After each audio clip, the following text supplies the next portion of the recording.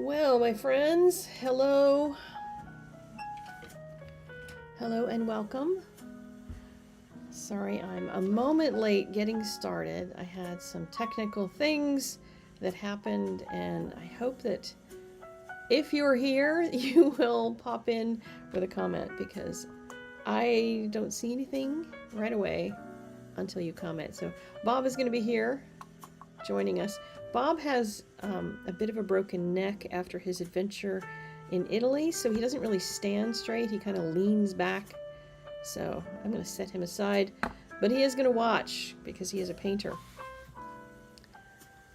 So good morning, Mary and S. Little.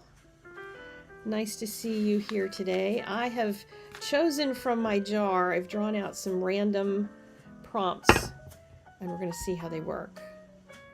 So, yes, this is my I'm off to start a kerfuffle sweatshirt. I am a kerfuffle starter. So good to see everybody.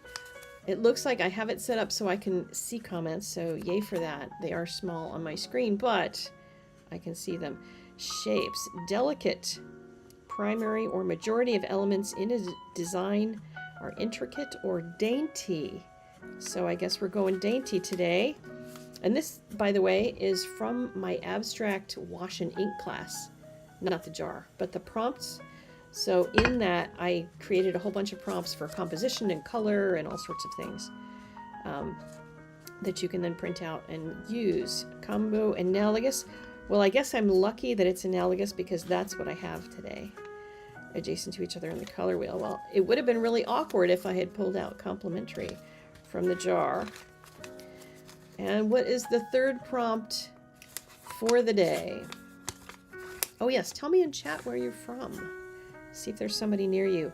Element, water. Okay, well that's another fortuitous one. See how these things happen? It's like it was meant to be. Emotion, intuition, flow, subconscious. So I think that means I'm not supposed to think today. So there's that. I'm hoping, since nobody has said they can't hear me, that you can hear me and that everything is on audio-wise, etc. Because I have the worst trouble with live streams. As you may know, there's a reason I don't do them very often. So it took me like, I don't know, I can't even tell you how many clicks to get all of this set up because it wanted me to like rejoin YouTube and goodness knows what else. So this is the color for the day. If you did not know, it's World Watercolor Month. So happy World Watercolor Month. When World Watercolor Month came up with their prompts, Daniel Smith, for whom I am an ambassador, also came up with some prompts. And they did color prompts. And they only just gave them to us. So I was chasing around madly yesterday to find myself this Manganese Violet. I thought I had a tube of it somewhere because it's one of their newer ones, but I apparently lost it if so. And then the other one that I'm going to use with it is Quinacridone Fuchsia. And why am I choosing Quinacridone Fuchsia? It is because of my friend Lowell. Now Lowell, I don't know if she's here. If you are, shout out in the comments.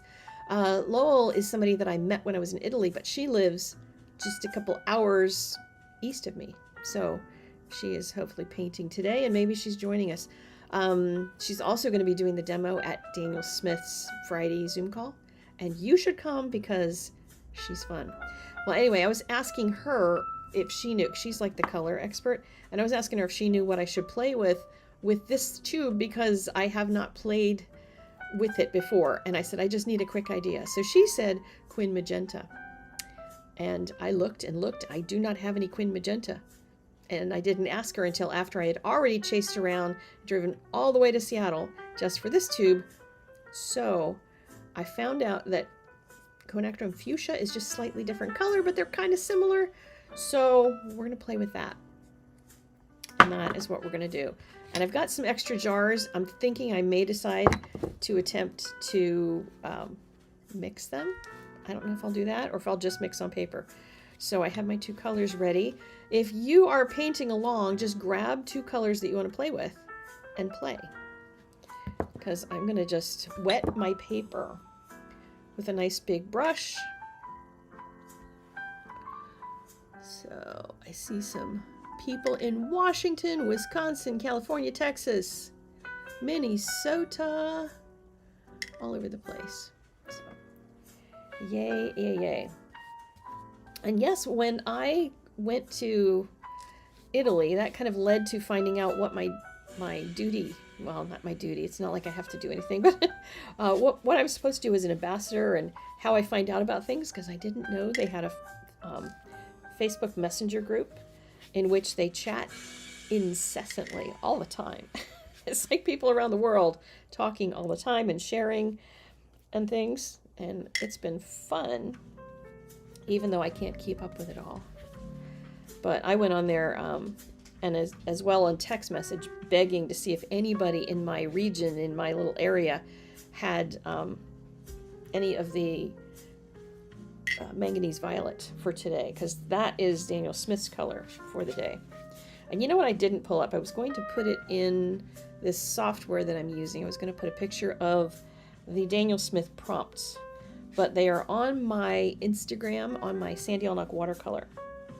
So should you decide you want to go see the prompts, I don't think anybody should go chasing around town trying to find tubes of these colors necessarily, but it's a great time to get out your dot card. So if you have a dot card, that is a wonderful thing to play with all month long, because they're choosing seemingly some colors, like some of them I never heard of before.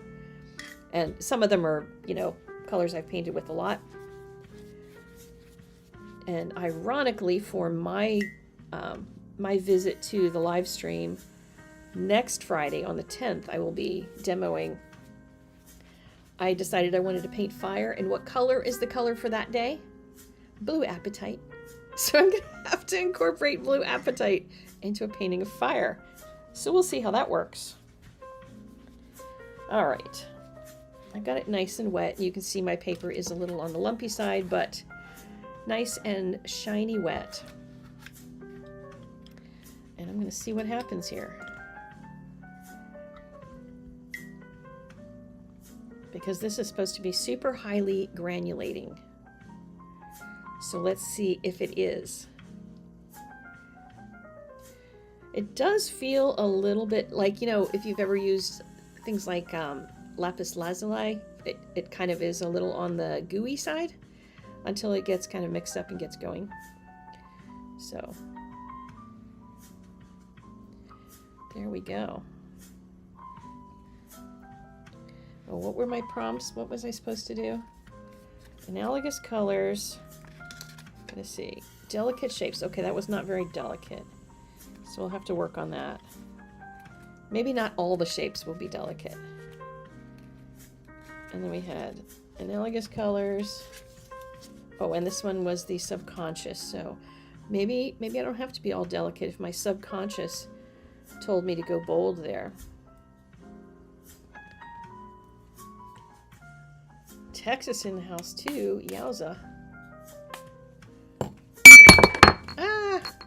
Okay, that was not something that had anything in it. It was just an empty vase. No worries. No worries. Yeah, if you don't have Manganese Violet, play with something else. I mean, it can be any color that you've got that you want to play with and see what happens. So we have to be intuitive and listen to our subconscious in this particular adventure today. So put color down here. And I want it to stay nice and wet because I have a slight plan, but I'm going to let my subconscious derail me. Oh, there we go. That's delicate. I'm going to do a little... I want to do a little underwash here. Now let's see what this Quin Fuchsia does. Another bit of irony. I went to look for Quin Fuchsia and I have 2 tubes of Quin Fuchsia and I don't remember ever using it before.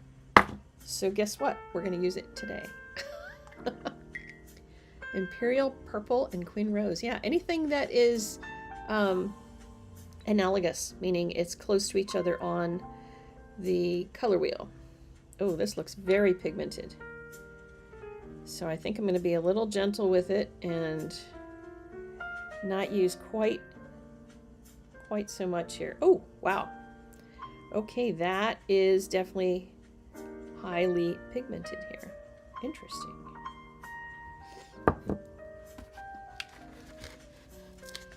Maybe I will just let it play. I'm going to drop in some here just to see what Lowell thought these two should do together. I am glad she told me about this color because I wanted to have something where I can get some really deep dark colors as well as some real soft stuff going on.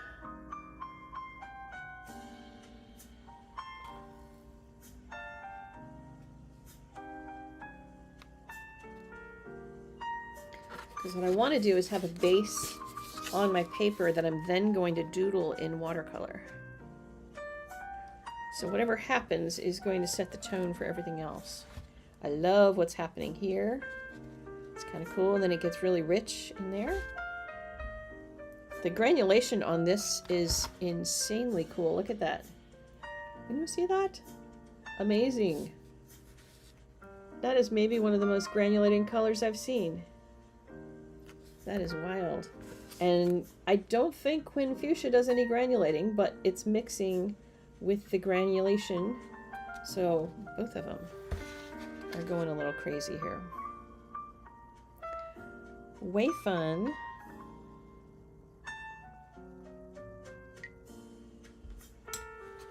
So let's add a little more water. So is everybody ready to play along with World Watercolor Month? I am so ready after my drawing fiesta last month. If you did not know, I did 2 drawing challenges. Daily, twice a day. Now, I did some work ahead, I'll have to admit. So when I was doing my own challenge that I was posting, that you can catch up, you can see it on my Sandy Draws channel, or you could just go to art-classes.com/June, because that is the month that I created it, and all of the drawing challenges are there, and it's all meant for beginners. So some of it's a little harder than bare minimum beginners, but I saw lots of people participating. And I do have to go over and pick a winner, because I had a prize for people who shared their drawings on Art Venture. And I have to pick one, but I'm going to give people a couple more days, I think, to get their submissions posted. So what other colors are you guys doing? Tell me what colors you're using. Would love to know. All right, let's put in a little more of this Manganese Violet. Now, you might say you have no idea what you're doing. I don't either. I am just playing. When this is puddly, it just really moves nicely.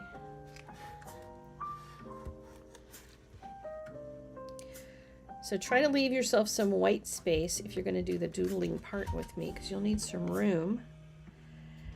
And it's going to be best if you can try to create some areas with openings. So I'm going to try to see what I can do about giving it a little bit of form, some intuitive form, so that I can have a flow. Because flow was one of our other words from the prompt. Now let's see if this paint will splatter, because it's a little on the, oh, there we go, on the gooier side. Ooh, okay, well that went a little bit much.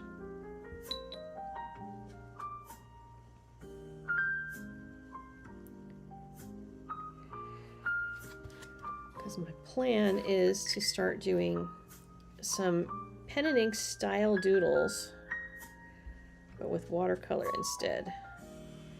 Let's see if I can get some fingers going on. Now, if you get blooms, leave them, because they are going to be helpful. Any kind of backwash or anything that you get, because that is something you can really play with.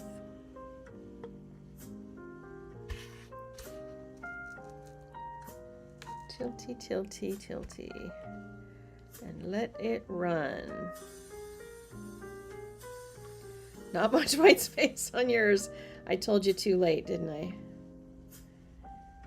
It can be challenging to keep the old white space. But fortunately, since we had analogous for the prompt, even if you have all over color, it doesn't really matter, simply because it's analogous colors, so they should be fine together. I mean, they may clash visually, but they're not going to make browns, and that's good. Okay, so I'm going to do a little bit more here, putting in some stronger. I want to see if this Manganese Violet does go dark, because it does seem to, as it moves across the page, do a little bit of softening in its value. And I think when I start doodling with it, that's going to help as well. So I'm going to switch back and forth between my two colors. Make kind of some lines that come down. I really want to spray it again, but I don't want to take a half an hour to dry it. So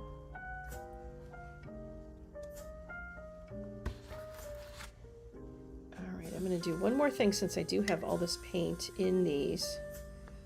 I'm going to see if I can do something very bold. I know this thing said I was supposed to do delicate, but my intuition says go bold. So I'm going to do that. Just use a big brush and put some larger floods of color in here, just to have a bit more motion. And since my featured color is the Manganese Violet, I'm going to try to let it be the one that sings the most, while giving it this friend to play with.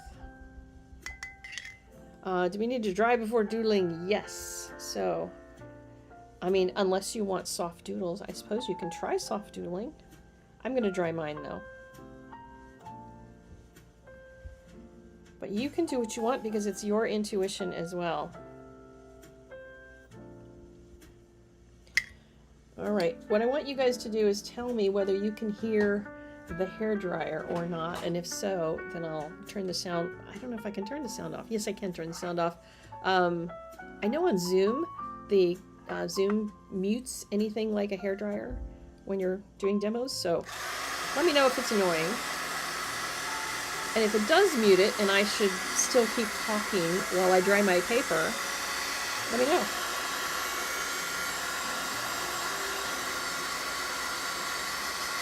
Pulled out some white space. Awesome. Okay, what other colors are there? Quin Magenta and Quin Purple. Amethyst and Quin Magenta.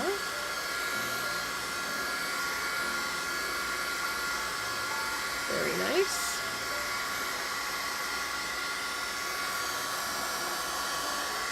And you can also move it while you dry it if there's something that you want to hold in place.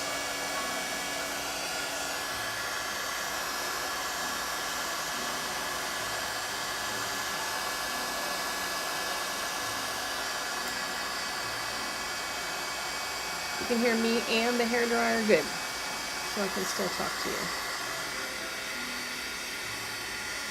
Excellent. That was why I decided to turn on my audio on my big mic, and I thought that might help. So who else is painting? What other colors are you using?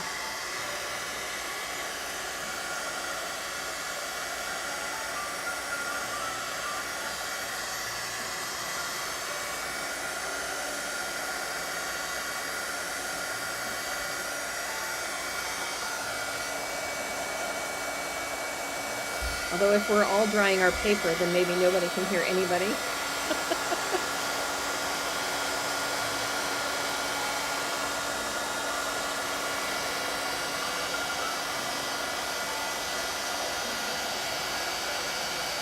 I had a feeling I should have done a smaller painting, because this does take a long time to dry, especially when I kept spraying it with more water.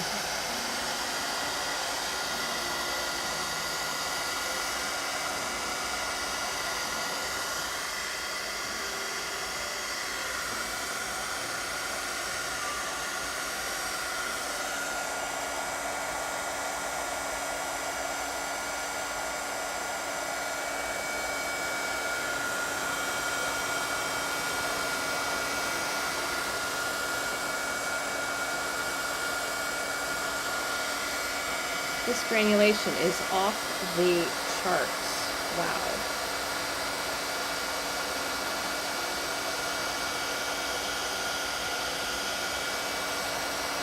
Flow is definitely right.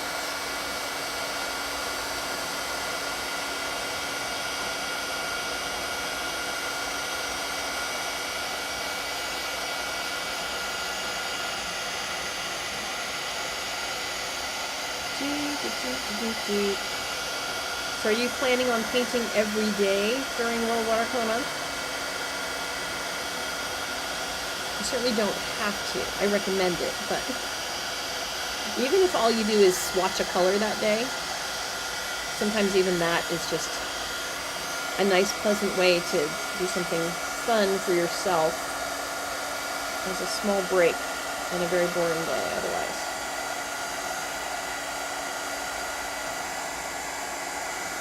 Originally, before I got the color list from Daniel Smith, I was thinking I wanted to do a 5x7 landscape every day and then put them in my shop to sell and give a portion to the International Child Art Foundation since we're fundraising for them.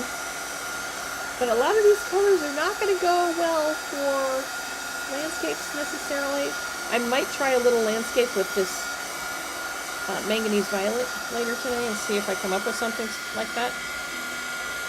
But there's a bunch of days with colors I'm not sure what I would do for a daily landscape with them. Husband, stole your big board. Yep, you might want to get a new one. Whoa, Julie, last July you made it through all but 3 days. Very good.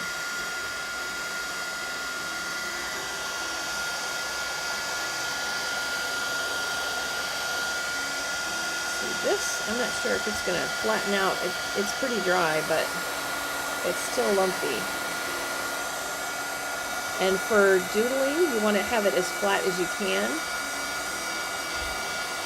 So I am hoping this is going to flatten a little bit more before I get done.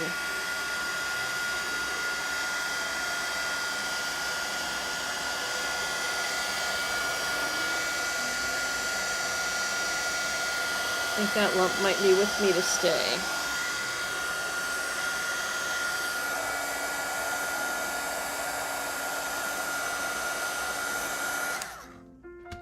I think that's mostly dry.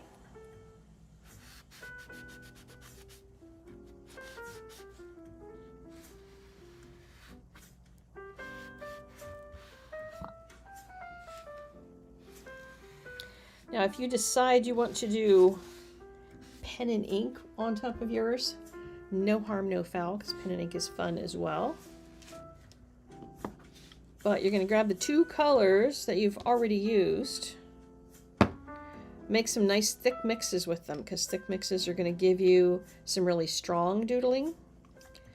And if you have any kind of liner brush, whether it's this kind of liner brush or this kind, whatever you've got that'll do long lines, if you have some long lines you want to start emphasizing, look for places where the watercolor didn't do something beautiful. Like right in here, I don't like how it kind of stopped right there. So I need to figure out this line, you know, kind of goes up, this whitish line, and then it turns and goes down here with the watercolor. So maybe I'll create a line in here that will pull it back down this way, but I want that to be lighter if I do that. So I'll use more water.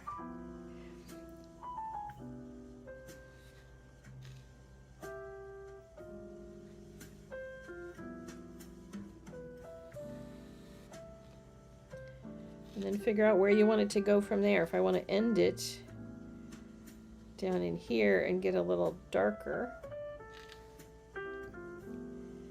I'm not very experienced with this brush, so again, playtime, right? And it ultramarine violet to brighten it. Oh wow.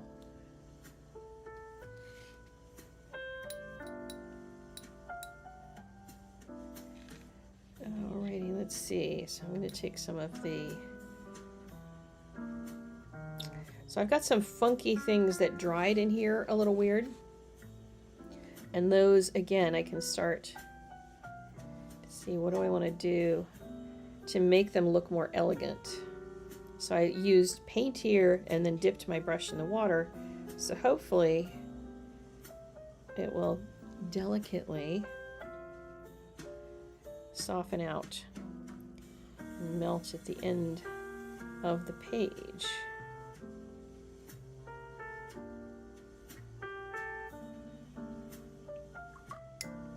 I think I'll switch to the brush I know better.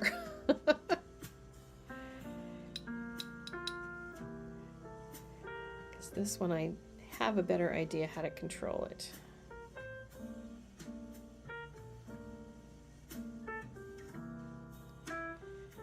I love making intertwined lines, so I'm going to do a little bit of that.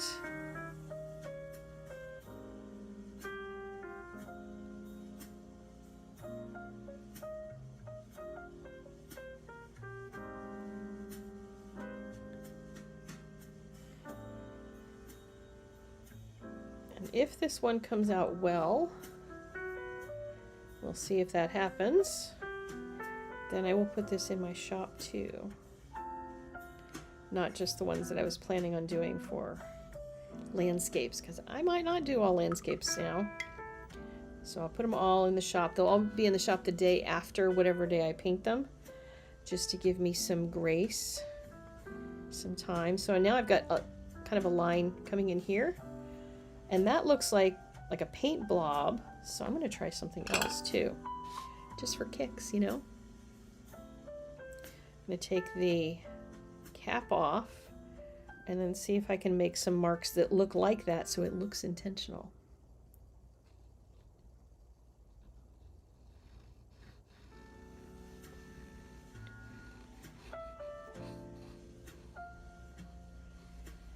I'm just barely squeezing because I don't want to get tons of thick paint on the paper, but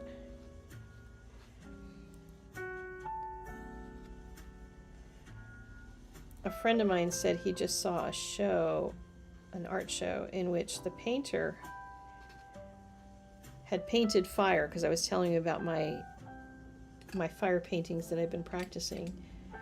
And he said when he went to the show, it was amazing because the painter had painted it in watercolor, but he just went straight out of the tube for all of it. So he got this amazing, thick, vibrant color. Now, I would have just said, why not just use oils if you're going to do that? But whatever. I would have loved to have seen that. All right, so I'm also going to see what happens if, now that I have this thick paint on here, what if I add water next to it?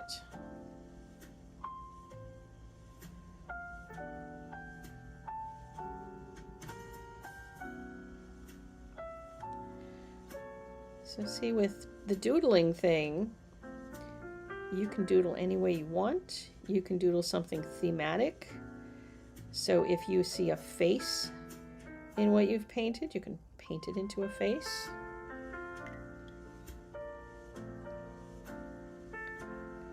You can add more washes, more shapes. Speaking of which, maybe I'll do that. Just in case there are people who are only going to be here for part of it, I'll show you, you know, kind of another way you can play. I'm going to clean my brush off entirely, have an extra jar of water over here so I can get really clean. And I'm going to put a sphere out here.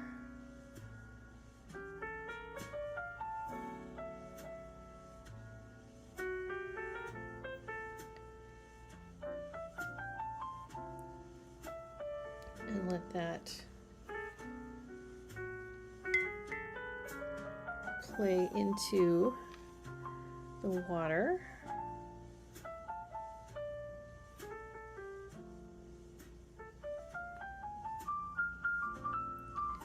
That might not have been the best idea. We'll see.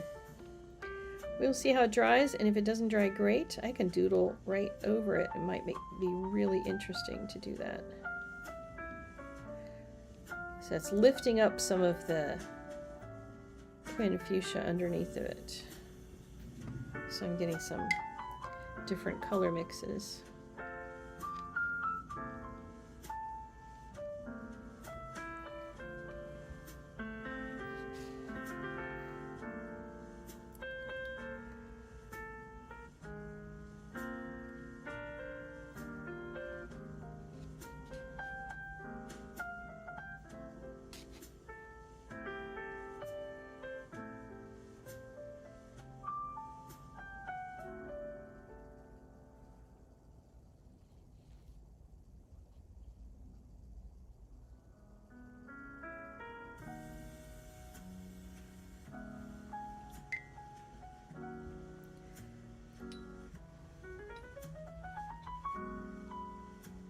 Anybody still painting? Chat got quiet, so I'm assuming either you're gone or you're painting.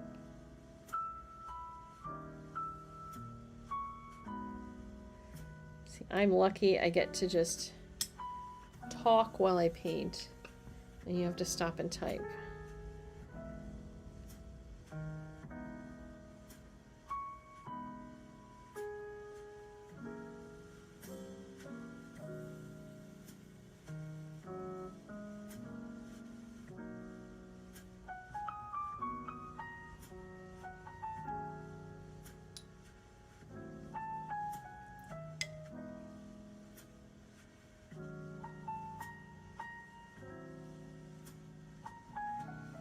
Oh, you can hear the music. Good. I forgot to ask about that, if it was annoying or not.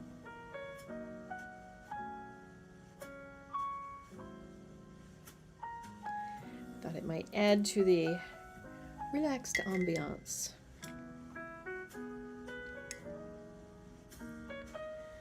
Alright, so I'm going to grab a different brush. Like, play with all your brushes and see what you can do with them. Because even a brush might inspire something that you didn't really know was coming. I did say I was going to try maybe mixing some colors, so let's see if we take a little bit of the purple. I'm going to take a smaller amount of the red. Well, maybe not. Maybe I'll let it go crazy, so I can get some dark in the reddish purplish.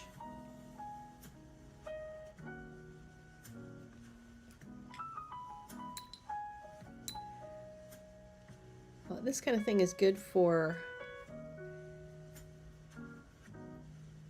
practicing your brush strokes, practicing color mixing. Don't worry about the outcome.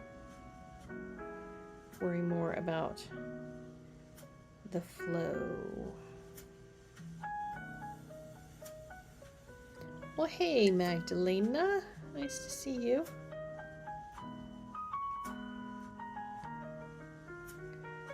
Let's see if I can hide this kind of strange line. Something happened there.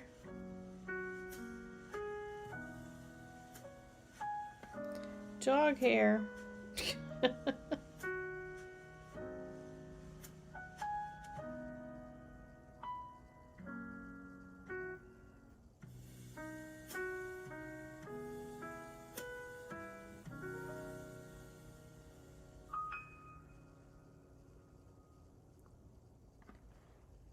Man, that hair won't go away, will it? The joy of animals.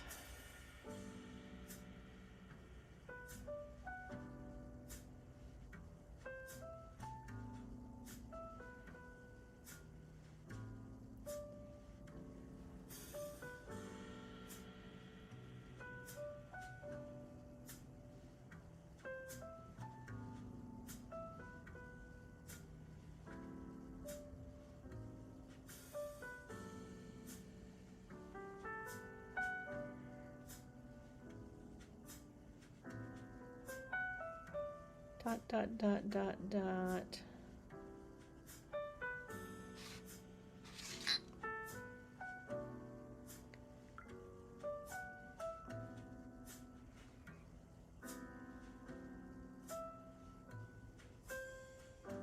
I see kind of a circle here that's formed, so I think I will take advantage of it.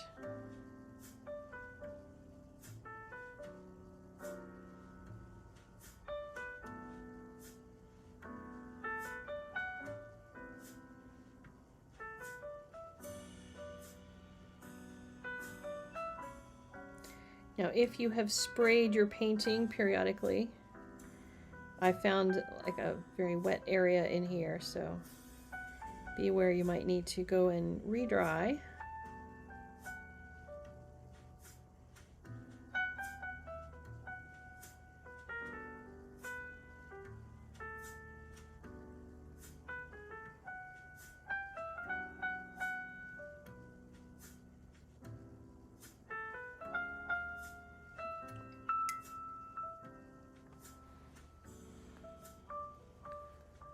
Welcome, Diane.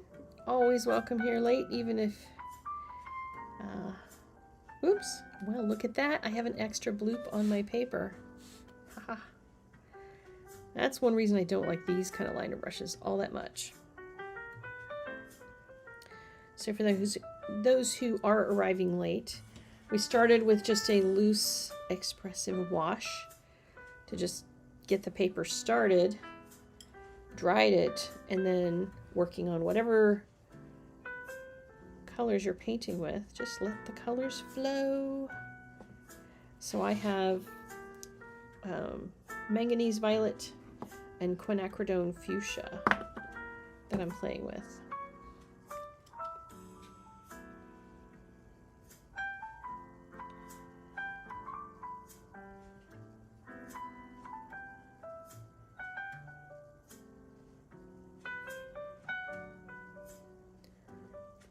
Join this up with the circle and maybe make a couple of rounds of it.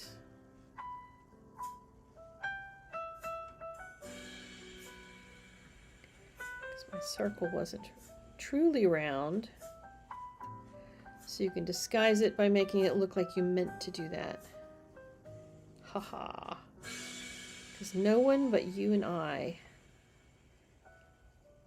know that it was not intentional.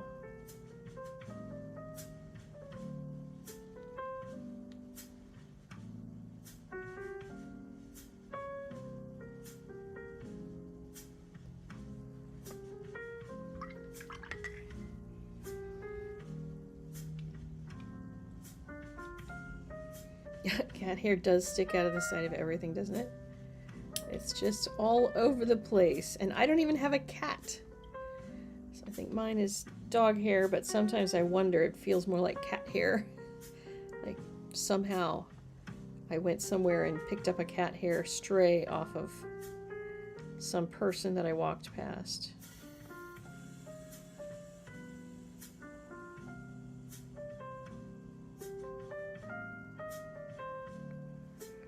This thing feels kind of like a moon.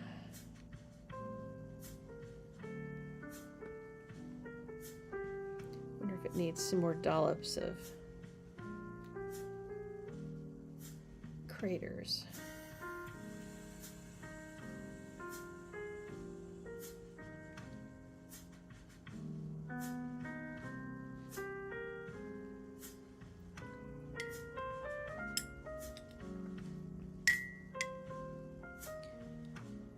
So tomorrow's color is Quinacridone Rose. What would you paint if you were painting something in Quinacridone Rose? And I forget what the prompt is from World Watercolor Month, but we'll have to figure out how to paint something in Quinacridone Rose that fits the pattern, or fits the prompt.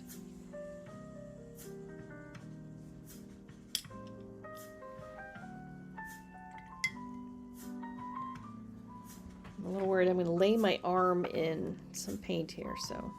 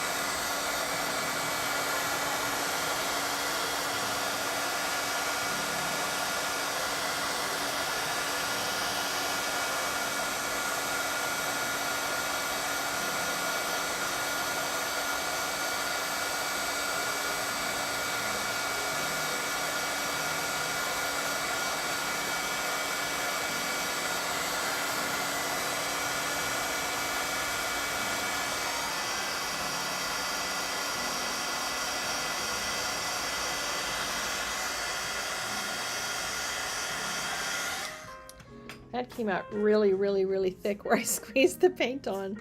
Holy moly. Oh, language is a prompt for tomorrow.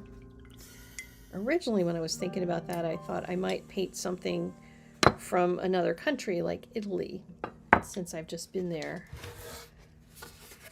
But I don't know, with language and Quin Rose. To give that a bit of thought.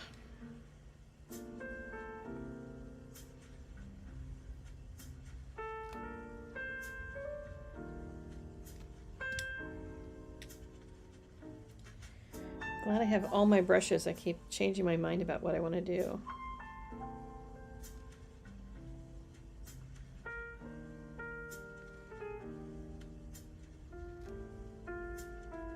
And maybe that means I'm not being very intuitive because I'm changing my mind.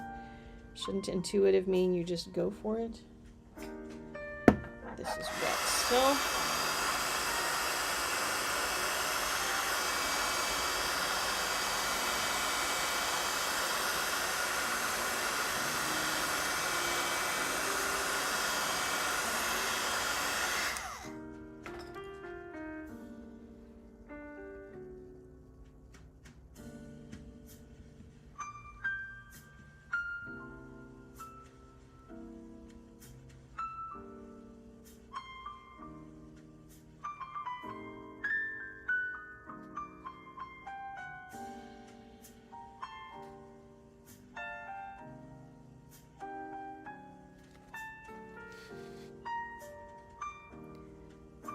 Run and get paint tubes. Gotcha.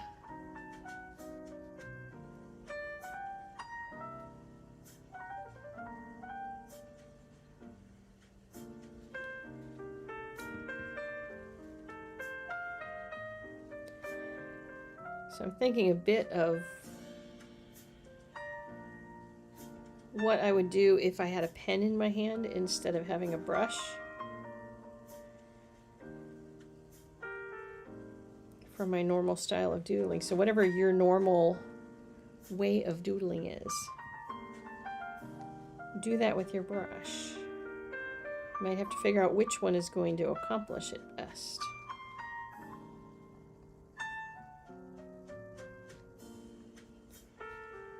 You might also need to figure out which color is going to be dark enough to serve as the black.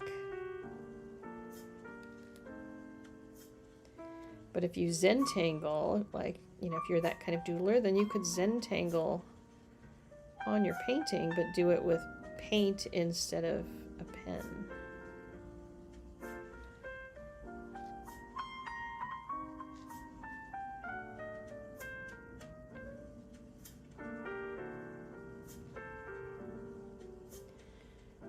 I know normally if I were doodling with a pen, I would be constantly going back and fixing some of the shapes and things that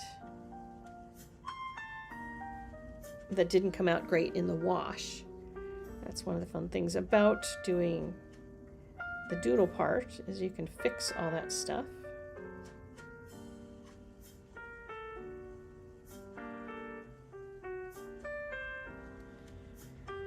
But I'm having a little trouble getting my brain to think that way because my brain is like watercolor, watercolor. So figuring that out. But I think it works great for unplugged as the prompt, because I am not plugged into anything I normally do. Just having fun.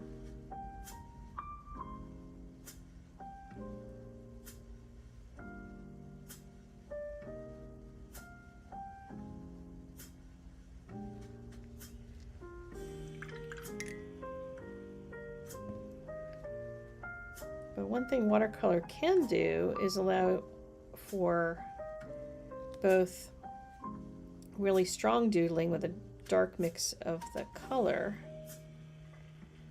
and then also a more watered down version.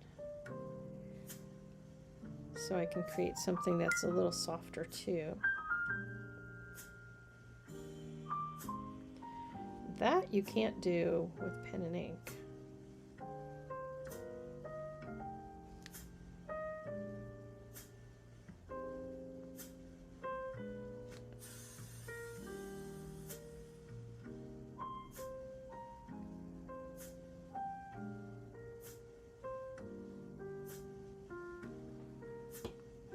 I love that little feature right there.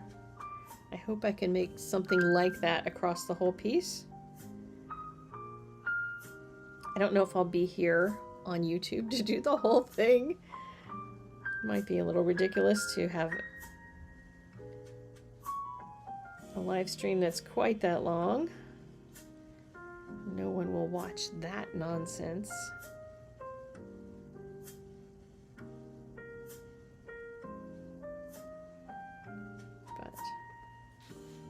I'm loving this area right in here. It kind of feels like a bouquet of flowers inside a little something or other. I don't know.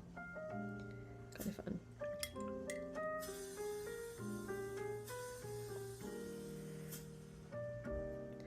Let's doodle with a little bit of the red. See what comes of that. So I've got a place here that looks like there's a burst of something, so I'm going to emphasize that.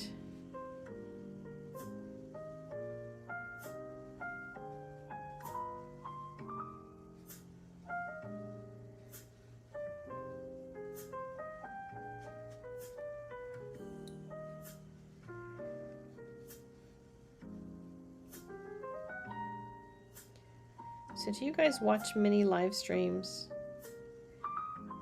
I typically wait for the replay and then I scrub through it because I don't have time for lots of long, slow things.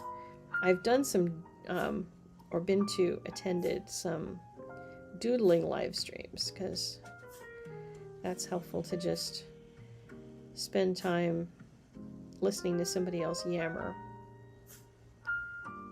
while they just grab a pen and make lines. But that usually means I'm getting something done.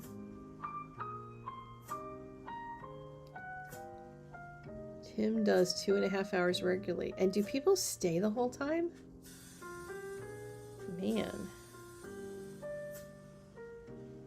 I suppose I could stay. Because I do want to try to finish it today since it is the day.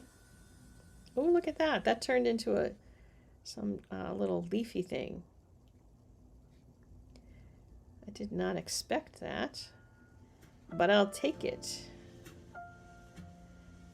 Maybe I'll do more of that. That's kind of cool.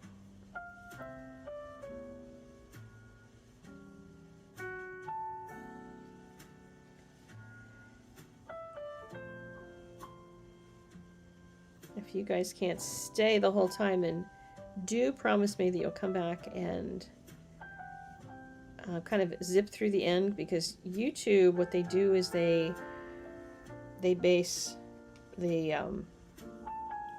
algorithm stuff on how long people stayed. What did they watch? So if you watch toward the end and keep, just scrub through, leave a comment, scrub through more, leave a comment, because then they think that you watched the whole thing. I think that works. I've been told that that works. So feel free to do that if you need to go pick up the kids or do something else. Otherwise, I would love the company hanging out whilst I do this crazy doodle thing. I love this! Is that not just cool? That part is amazing. This part, not so much yet. I wonder if I should jump over there and see if I can inspire it with what I did over here. Maybe I'll do that. Turn this puppy around. I wonder if I turn it this direction, if I'll have a little more inspiration here.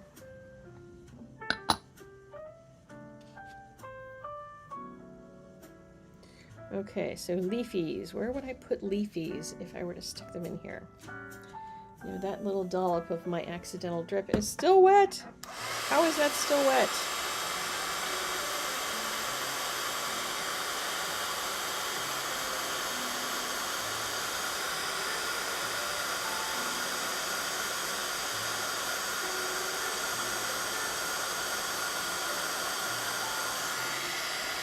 I'm still drying it and it's still wet.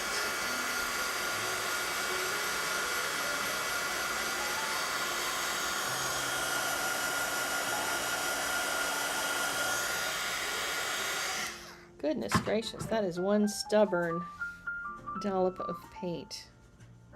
It was when my brush was super, super wet, so it just really left things behind. All right, I'm going to continue this thing and see if I can tie that in over here.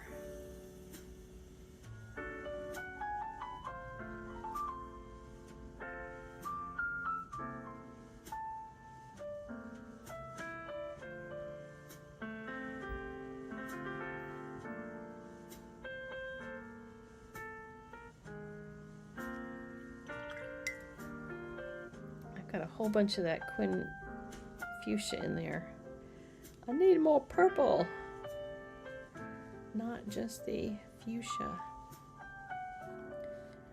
These need to be longer, a little more elegant.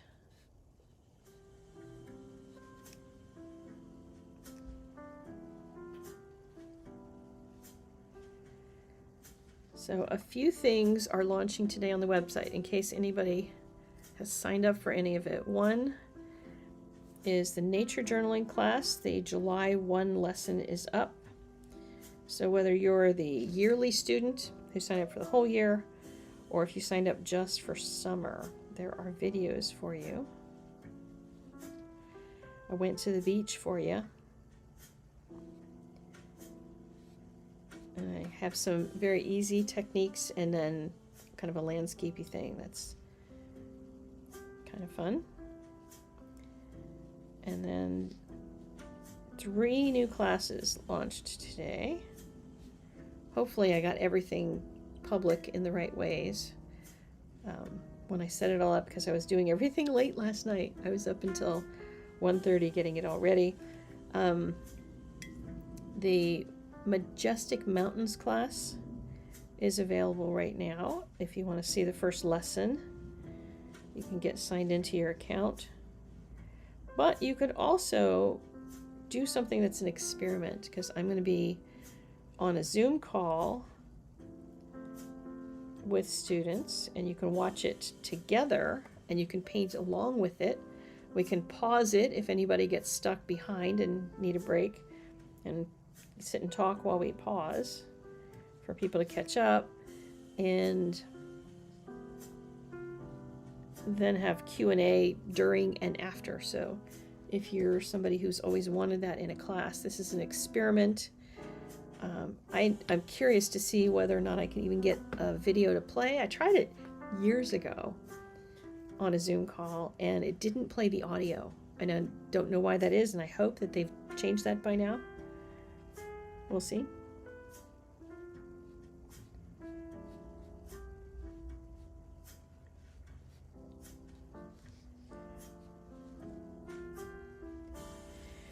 And then 2 other classes launched. One is the facial features class, learning to draw eyes, noses, and mouths.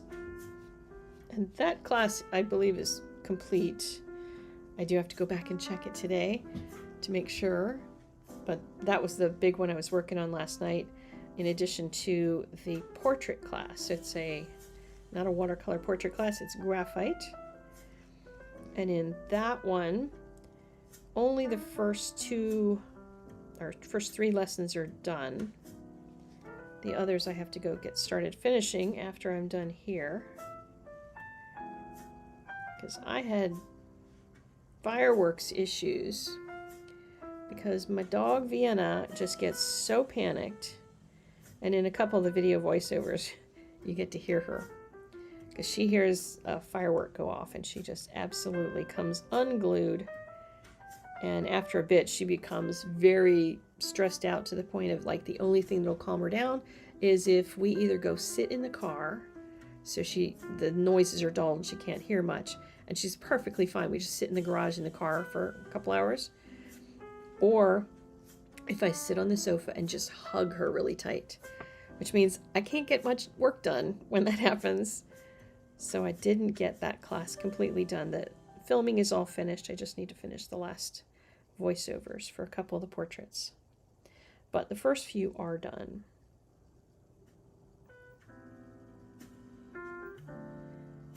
And that is good. Because I figured anybody who's in the class will have plenty of work to keep them busy. Yeah, these leaves are making me very happy. But I kind of want to get back to doing some of this stuff too, and I need to kind of switch my brain up. This is one of the things that happens when, like, we start doing one thing and we just do the same thing over and over and over again. I wanted to have some reflection of this on the other side, and I do want to do some of the red and purple together, but a lot of times we just get into a mode of doing the same thing over and over again. And I want to try to find a way now to start branching out from that. So I started going the other direction as well. And I think I want to do some bigger scale so that they'll be related, but they won't be the same. If that makes sense.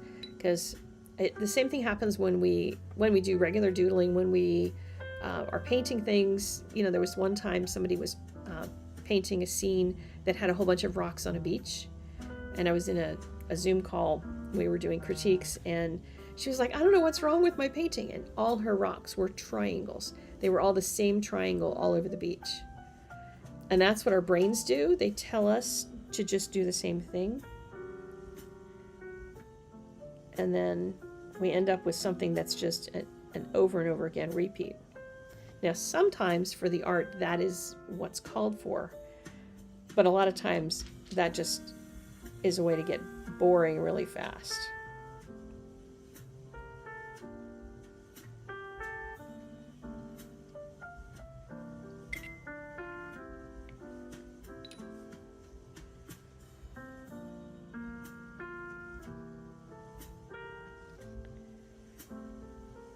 So that'll add a little something different. I think I want to finesse the shapes a little bit.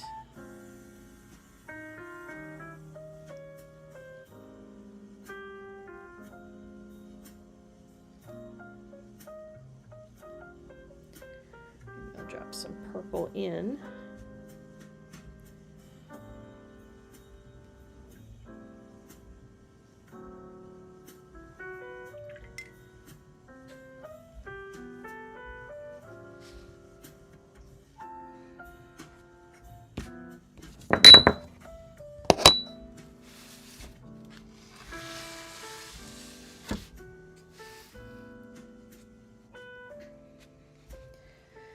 All right, I gotta start tackling some of this because this is starting to work, but I've got some strange things going on here that need some help.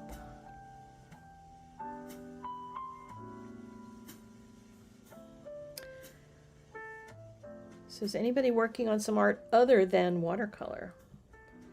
Because you could be sitting in your studio working on anything and just hanging out, listening to music, chatting.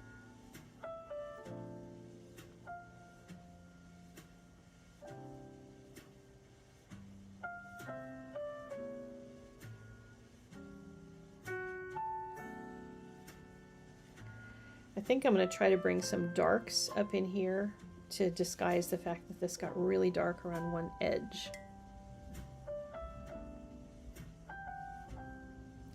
I don't know if explaining all these steps that I'm taking are any helpful, anywhere near helpful to anybody. I hope so.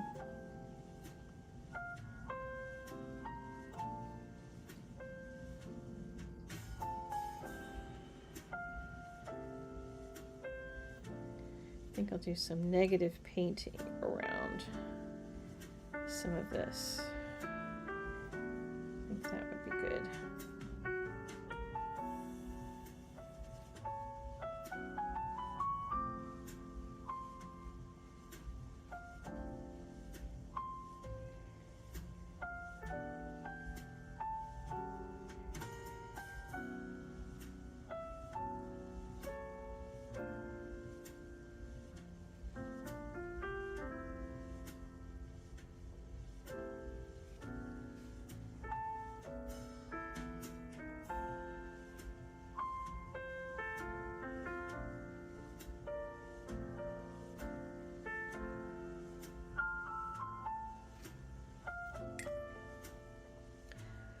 And creating the negative painting around the shapes is going to make it look like some of the shapes are popping forward.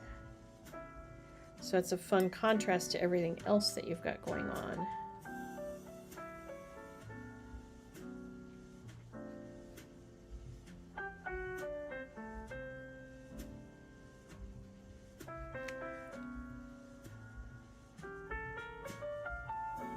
Lurking while working. And late as usual. You know, working is highly overrated but necessary, so I endorse lurking and working. That is okay by me. And I promise not to tell your boss. I shall say not a word. Hopefully when you get home you can sit down and do some painting after work.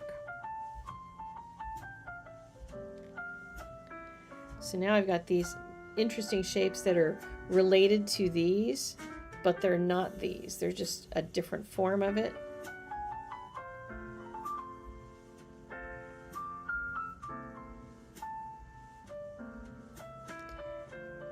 So it's all about finding ways to connect different elements while remaining kind of loose and intuitive and playful.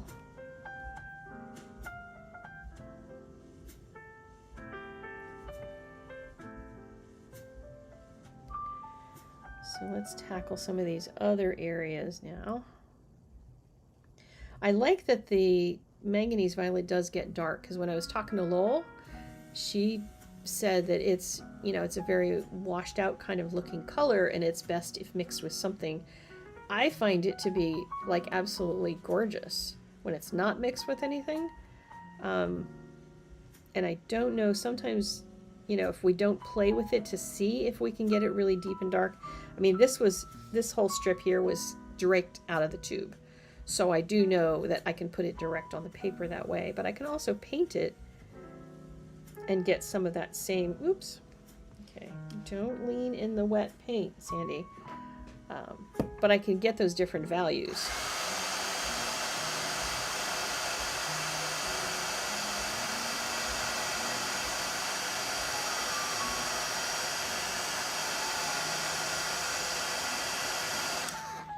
But you know what I'm thinking I'm going to have to do at the end, which might get you to come back later if you need to, is I might have to put some gold ink, because I think that would sparkle this thing right up and be absolutely amazing.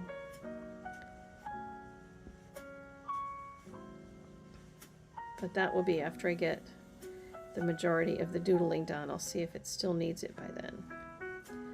Because maybe I will have fixed everything before that. Hard to say.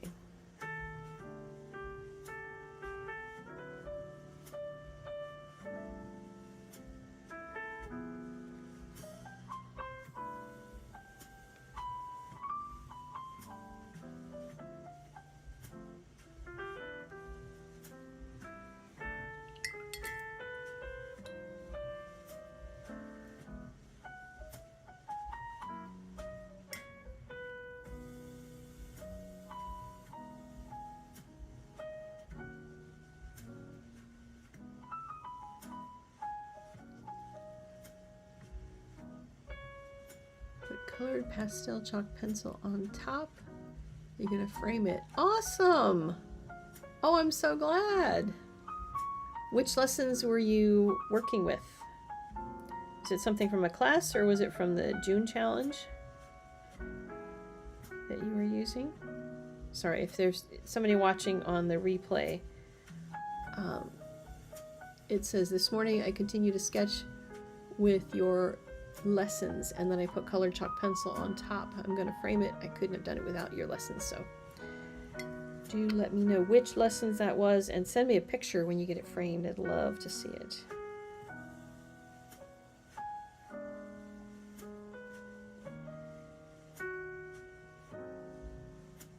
When I was at the pub with my artist pals yesterday, and yes, I did take a break to go to the pub with my friends, because I was so tired. I was punchy. I was absolutely rummy from getting all those classes ready. But we were talking about what it is that makes teaching such a joy. And one of the guys, Dave, he's 85 years old, and he used to teach life drawing. So we were just talking about the things that it's hard to communicate to students.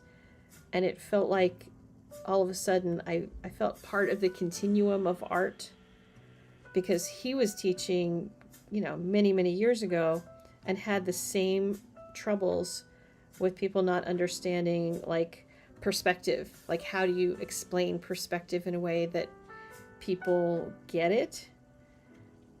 And I suddenly realized, you know, it's not just, you know, because I kind of think sometimes, is it just this generation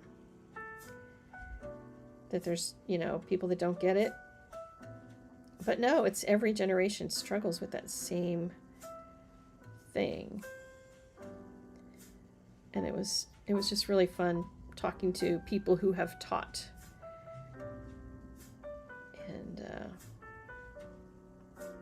And he was asking me all about, especially online teaching, because he said, you know, people told me I should teach online, and I don't know about that, because he likes the student interaction. And I said, I like the fact that students can keep learning while I'm not with them, because when you're in a physical class, which is great, like once the class is over and everybody goes home, you're not with them to keep them going. But when it's online, then it's very possible to keep inspiring people, and they can keep working while I'm out at the pub.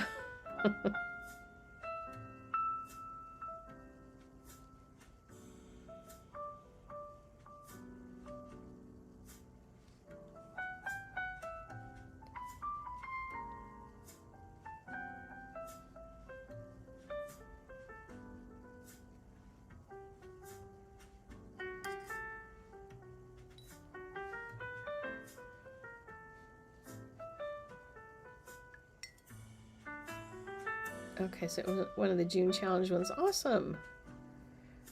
Which one was worked so well with the pastel pencils? I think a lot of them could, but Curious which one got you excited.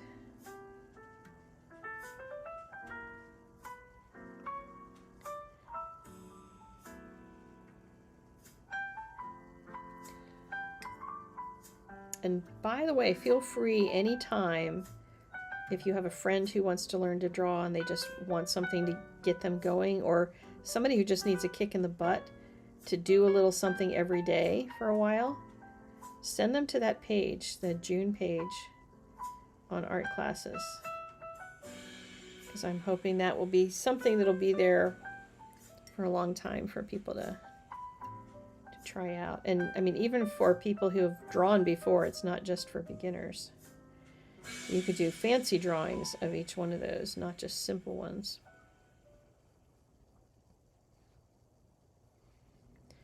All right, I got to break this up and do something else. These are all feeling very similar.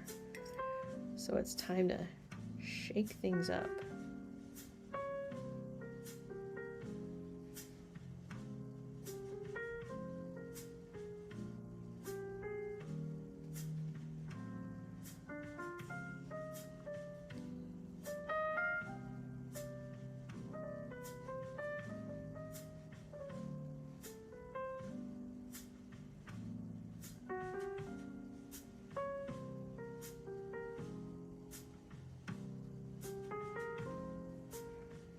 I think I'm going to make this section look like it's going underneath of the other one over here. Get some bobbing and weaving going.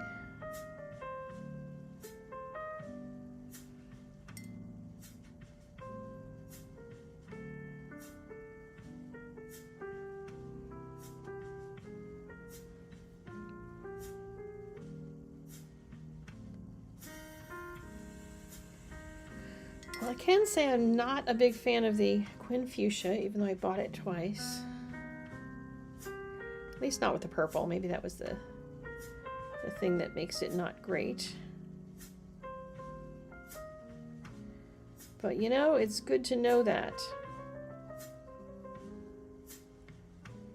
As one of my teachers once told me, when I took a class and I was like, this class did not really do anything for me. And my teacher said, you know, sometimes a class is there to let you know not to do that thing again. So I've always appreciated that, even when I take a class that I did not get a kick out of. Or I try a technique that I didn't like all that much.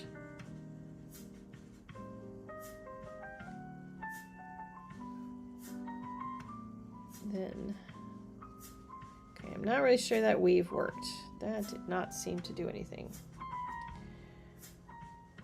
Maybe it needs something else coming out here.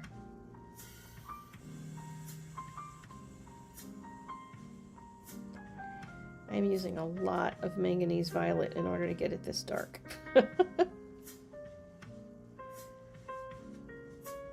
Yowza. I'm curious to try this color with some other things. Maybe I will try a landscape with it for sure. Because it's got so much granulation. It's insane. And it makes the other colors around it look like they're granulating. So it just, I don't know, really different. Alright, I gotta do something in here to change that. Maybe this flow needs to come around there. Maybe that's it. Let's try that.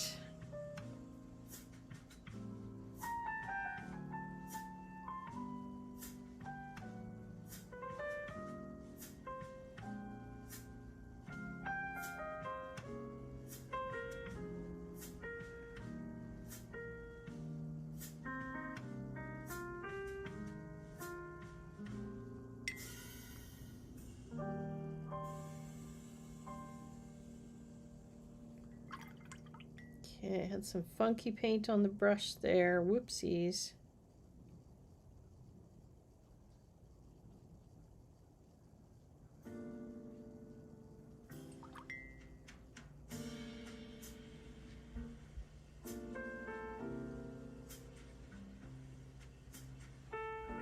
There we go. Something more delicate. Oops. Okay. That was not so good. I picked up some paint. Hadn't expected to. But I guess now I'm going to have a dollop of that.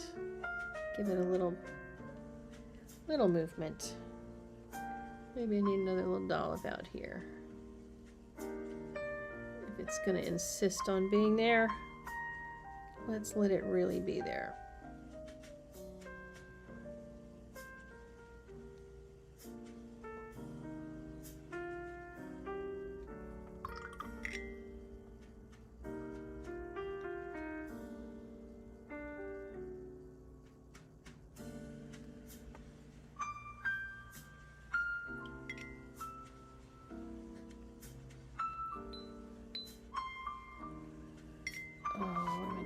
What am I doing? Get into it and get out of your head, Sandy, and into your paint.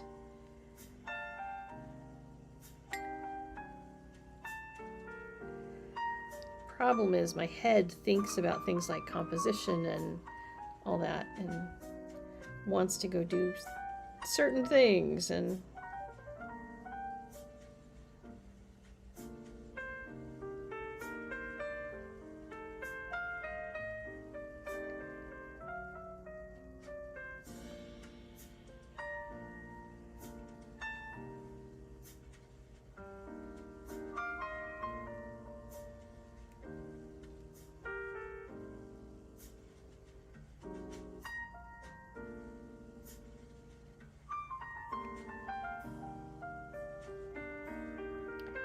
definitely needed some bigger shapes here. I'm not sure if I needed that shape, but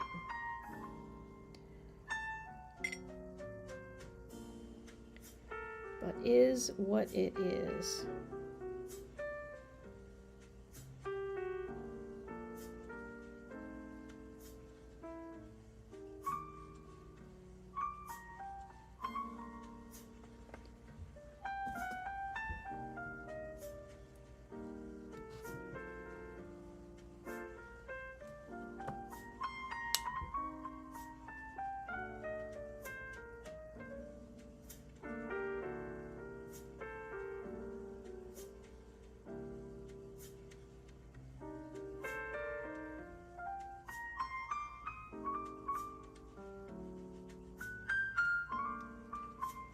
Some value difference out here.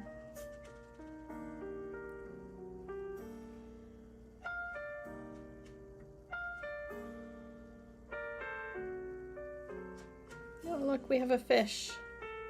That happened the last time I did an abstract online. I had a fish show up.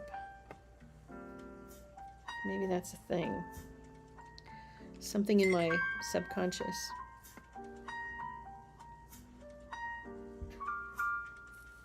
Oh, sorry, I can't wait to see the upper corner. There we go. There is what is existent now in the upper corner.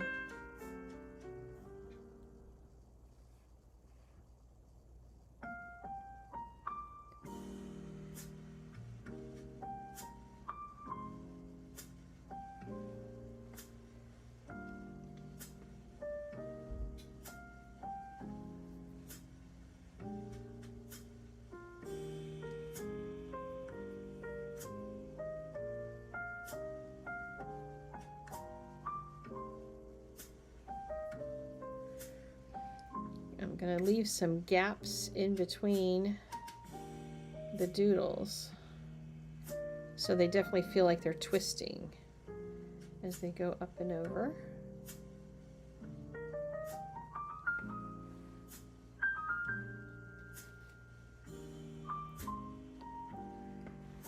And I want some more value in here somewhere.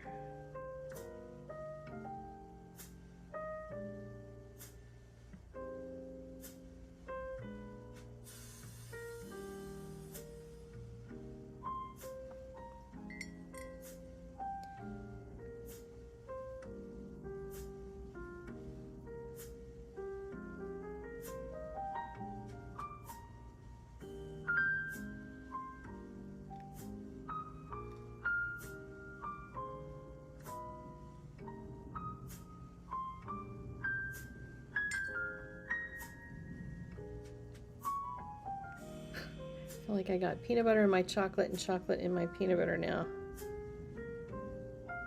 My pan with, or my dish with the colors mixing. Let's go over here and get the purple.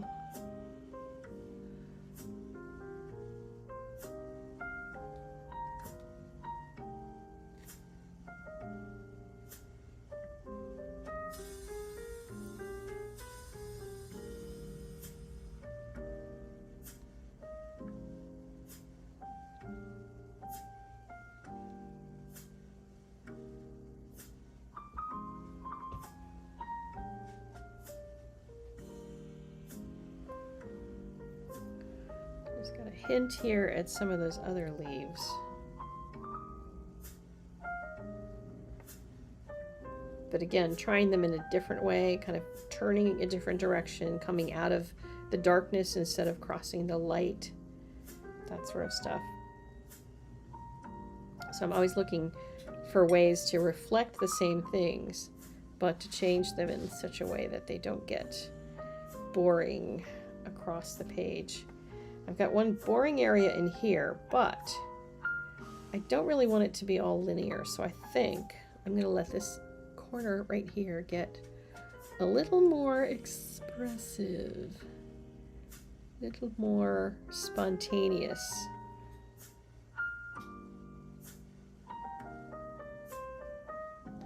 This is also going to give me some smaller detail.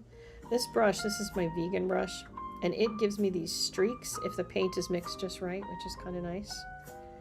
So you can create that yourself by just putting some splatter down and connecting it, but see how boring that looks compared to letting the lines form because of the paint and the brush flicking stuff. So now I'll see if I can add more and cover the messy line that I just added there. Or maybe I'll just make it a little more elegant and let the splatter be around it. Ooh, I know what I'm gonna do. Hold on just 1 second.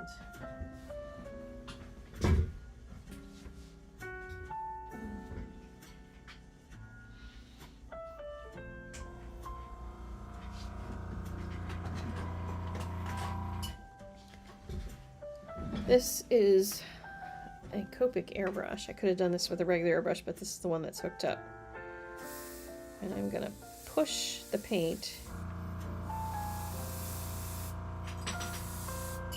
while it's wet. So it's going to do these fingery things.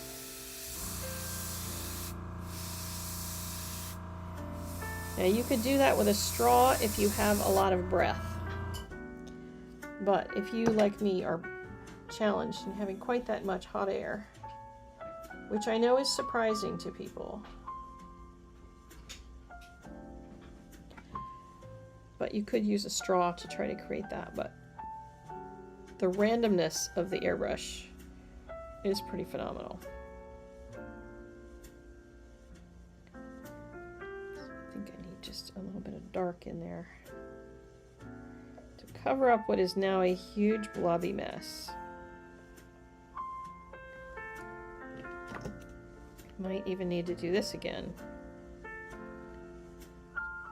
Oh, finger painting. Here we go, finger painting. Whee! Let that do some dry brush. Oh yeah. That's even better than those little fingery things. Somebody's gonna buy this painting and have all kinds of little treasures to find. You could use that as a dot card. That's how much paint is there. So let's see if I add some of that roughness somewhere else here.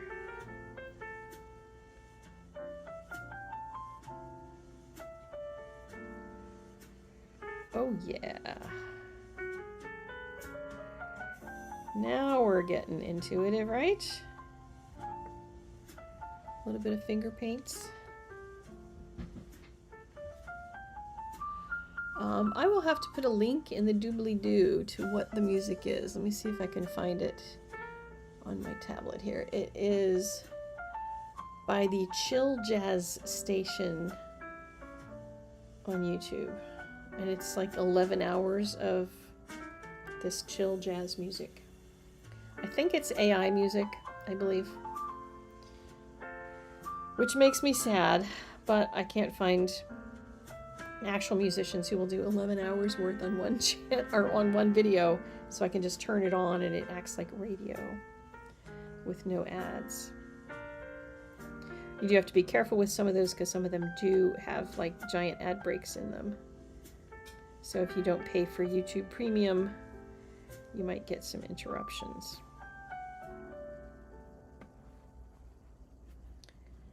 Okay, those were fun little additions.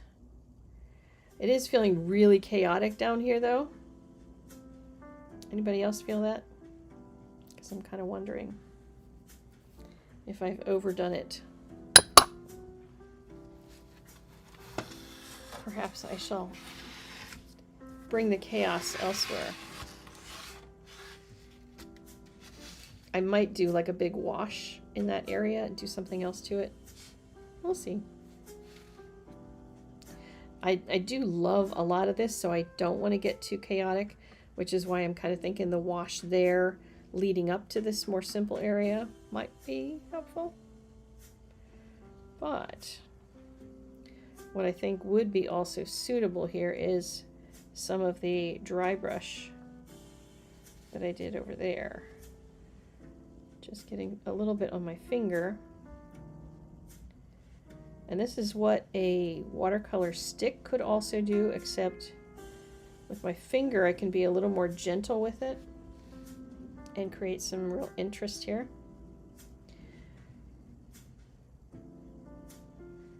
Something else I was just thinking of too. Maybe this is two paintings. Maybe that's one painting and that's one painting, just with a different flavor. I don't know. I am just playing, man. Look at that. That is nice. Oh, man.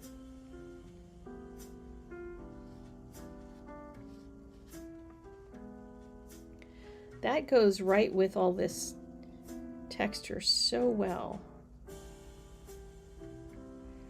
I think maybe it can start tying some of these other elements in that got very painterly and leave some of that painterliness, but add all of this to it.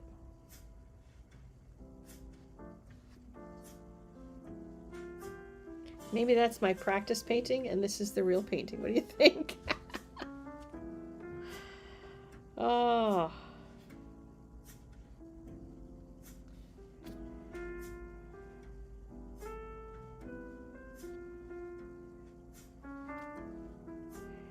This is really working.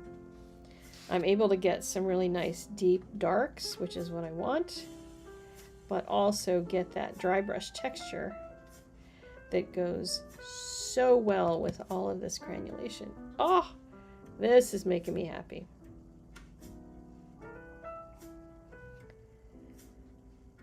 Pull that down and around. And my finger also has more control over the angles and the curves.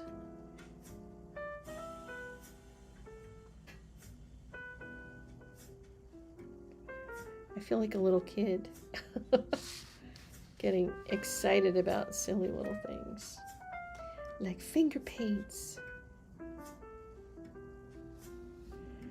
So the drier the paint is, the more dry brush you get, and if you want more density, it won't be as dark, but a little dip into something wet can create those kind of transitions.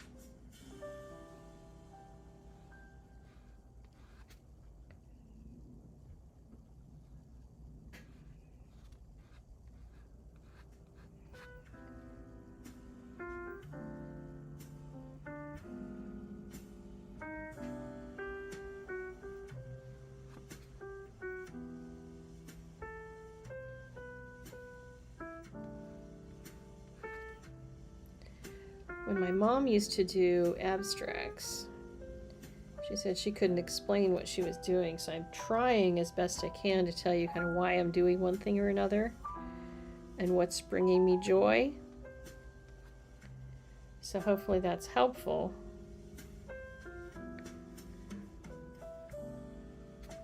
But I always wished that Mom could have explained to me what she did, because she was so good at it. But I have a feeling this kind of just sitting around playing is probably what she did an awful lot of.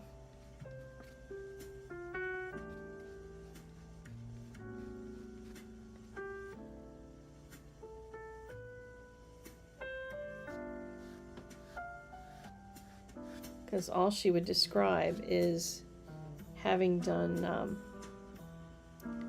you know, she said she'd start working on something and she'd, you know, her teacher would come around and say, okay, well now try picking up your palette knife and do something with it. She said he never told her what to do with it. He just, you know, they taught them a bunch of different types of brush motions, and then they had to just figure out for themselves what to actually do with it to bring it into life. I think that's a separate painting. It totally is. What do you think? That is so different than that. So unless I were able to figure out something over there, I don't think these go together. That's what I think. Any feedback? Is there anybody still there? I don't have YouTube pulled up, so I can't quite see how many people are watching still. Because what is this? Is this an hour and a half we've been sitting here? It has been a long time. See, this is why I do edited videos for you, even if you don't get every step of the way, because it can take a long time. Especially when it's a lot of playing. So I think I'm going to do something to either kill this entirely and preserve that, or help this lead to that. I don't know which it's going to do. I'm just not sure. But I think I'm going to do it anyway. So I will be right back. I need to go get a tube of paint.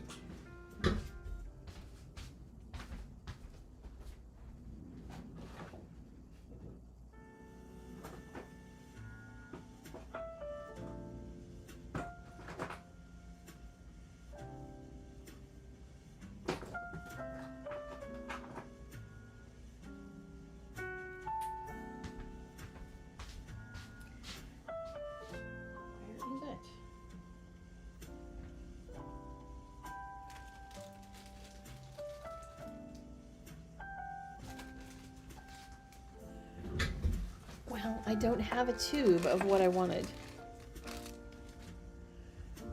So we're going to use a stick. Because I do have a stick of Lunar Black.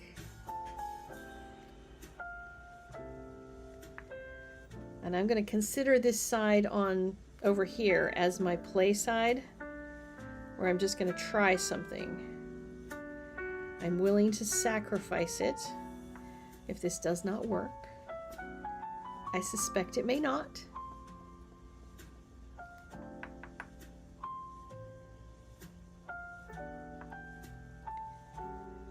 But we'll find out. I'm hoping that this can be done in 2 hours. So I've got like 25 minutes to figure this out. And to get some ink on it if I want to throw some gold ink there. I also have this that I kind of would like to do something with. I don't know, but let me see what happens with this first. I was hoping to just have a big tube I could squeeze.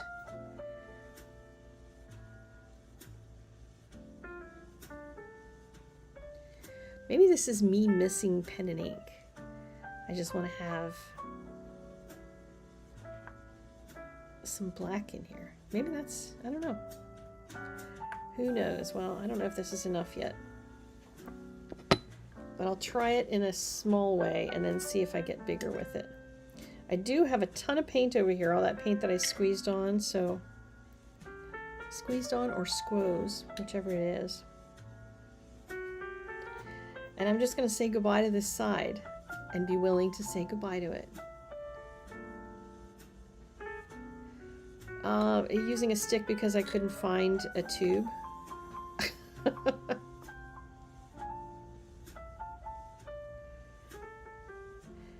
A jellyfish playing with bubbles. There you go. Trying to make this thicker. As soon as I put water on my brush, this lost its oomph. So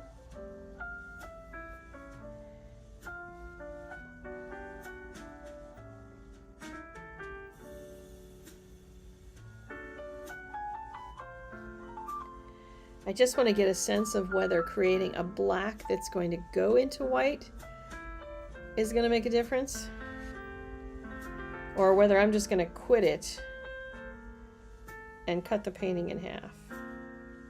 Because I just felt like I overdid this side. Definitely overworked it. But I found out about the finger painting on this side, so I am grateful for this half of the piece of paper.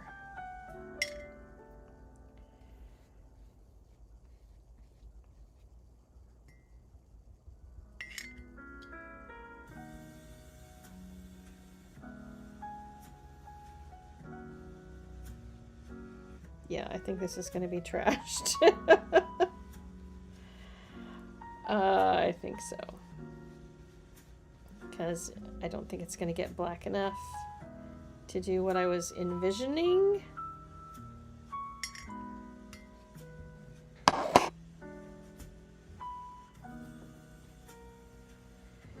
And I do want to be sure that I don't pull any of that black into here, because I'd like to save that half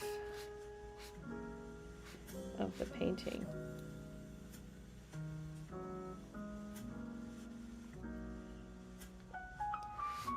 But who knows? Maybe I can rescue this in some other way. Maybe this will be a black and white piece that I'll do in pen and ink and add some stuff to it. So you're definitely cropping yours. I'm not the only one.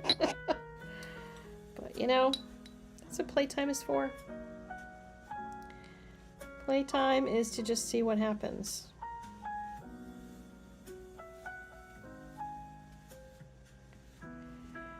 So maybe this will be on Sandy Draws. On Tuesday, I'll do something else with the rest of this.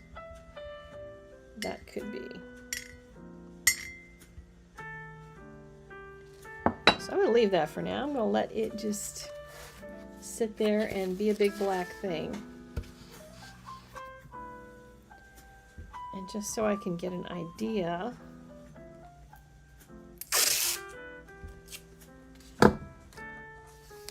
of what I could do here. I'll just crop that down. See, I think I could do some pen and ink stuff in here and make that a pen and ink piece. But I want to do something here so that this doesn't look like it's just floating by itself. Everything else here is so cohesive that I feel like that just needs a little something, whatever that something is. I think it needs more of the Manganese Violet. But I want some without all of the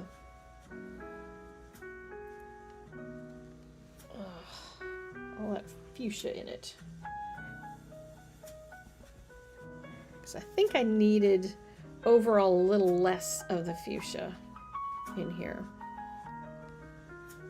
Brave, while fearing it might be a mistake. Well, that's what playtime is for.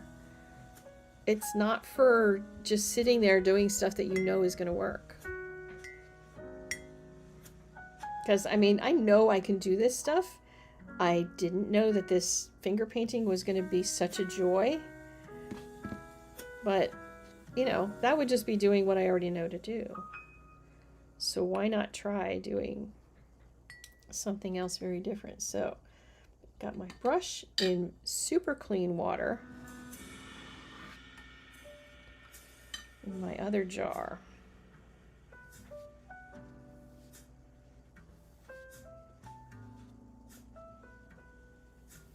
It's probably going to lift a little of that Quin, so I'm going to be gentle with it. And then I want to have something that has a swoop that goes up that direction.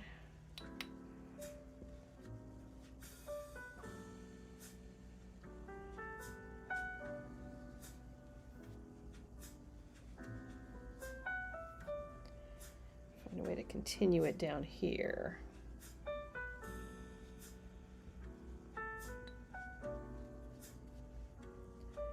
Some dark up in that corner. I wonder what would happen. Now this is another, what would happen if, I'm going to try going into really wet paint with the tube itself.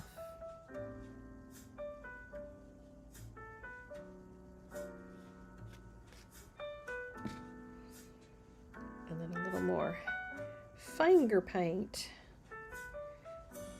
Okay, the finger painting on here is not going to give me dry brush because the paper is so wet. So I will dry it so I can do more in there.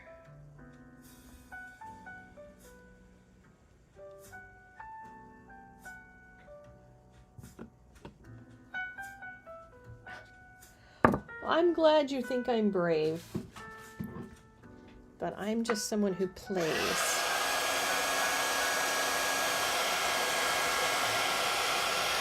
There's always something in me about that last move that I make on a painting, on a drawing. When I just do one big bold thing, sometimes it works really, really well, and that's the thing that makes the whole work come together. And then there's other times when it's a big disaster, like that is, and I never know if it's going to work or not. I just don't usually do them live on YouTube.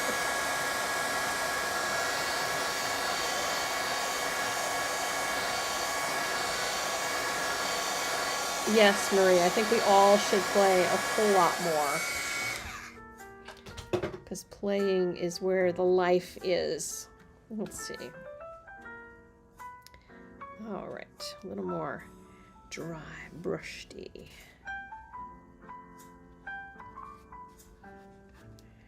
All right, get a little paint on your finger, Sandy. There we go.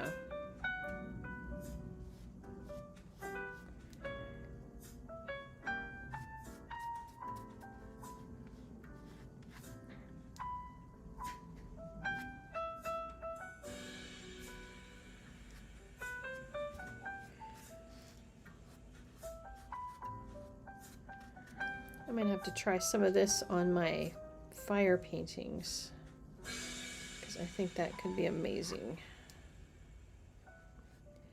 So make sure you mark your calendars for the 10th, Friday, July 10th, because I'll be demonstrating fire on the Daniel Smith Zoom call. They do these every single Friday, well, unless everybody in the Daniel Smith org is traveling, like when we went to Italy. They skipped one. But they're every Friday, and you can just join in on Zoom. Zoom is actually better than Facebook, but you can watch it on Facebook too. And then eventually they put the replay on their YouTube channel. I'm getting a little reflection here, so I think I need to turn this around so I can see what I'm doing down here. Or is it up here? This painting might be. I don't know which direction it's going to be. And you know, it probably doesn't matter. Because what the heck, man? Not gonna matter. Okay. That did more of what I was planning. Well, not planning. As if I planned any of this. You guys see that I did not. Just making it up as I go. But I do need more of the fine detail up in that corner. Not a ton, because I want the focus to be right in here.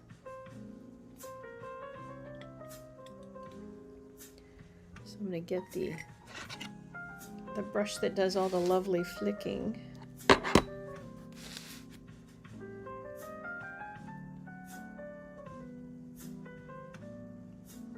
I didn't want a big dollop right there. That was not the intent. I just dripped.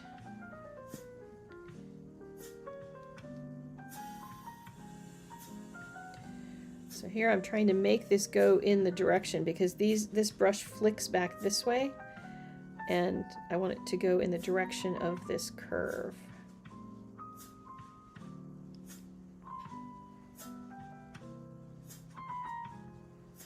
And now I'm getting little flicks all over there, which is also kind of fun. So it is what it is. Stay tuned on Tuesday. I'm going to try to rescue that on Tuesday. That is a wonderful thing to do. Because I was trying to figure out, I wanted to do some pen and ink on my drawing channel. And that, I think, is going to be it. And if you do want to stick around and see, I'm going to do a little bit more to that, I think, in advance of,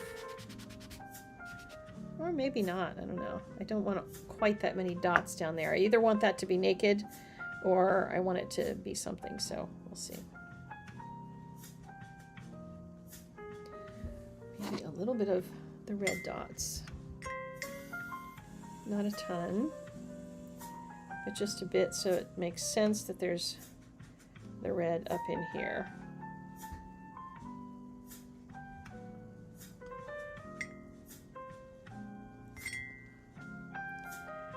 And then I'll do it with just water and a little mess on my brush, so that will be lighter dots. It should dry significantly lighter.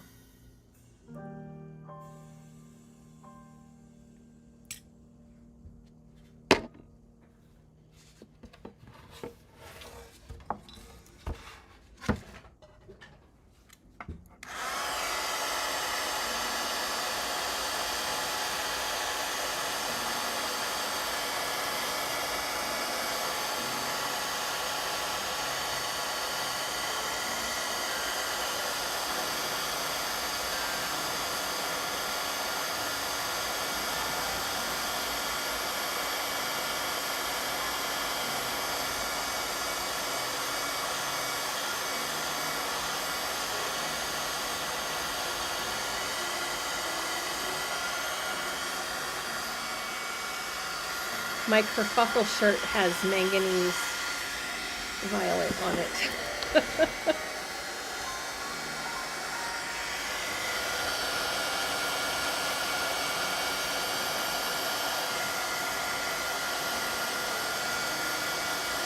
So Marie, you said you like it this way, horizontally? Is that what you were referring to?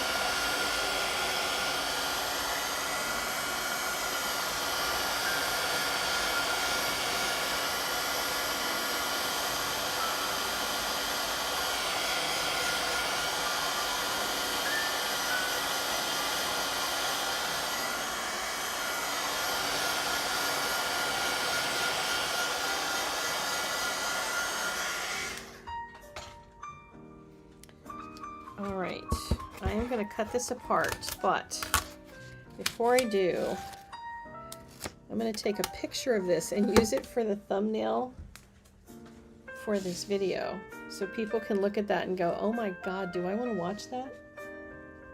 Maybe I shouldn't put it for the thumbnail and then nobody would.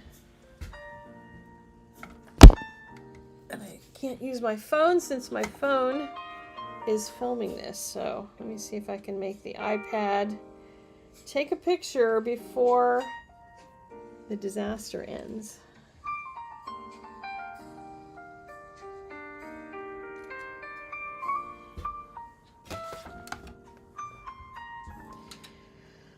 All right. Get a ruler and chop this baby.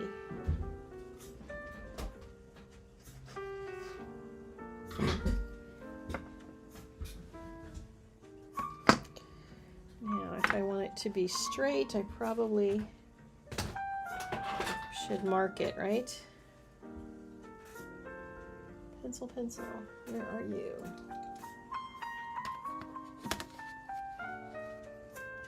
think right in here.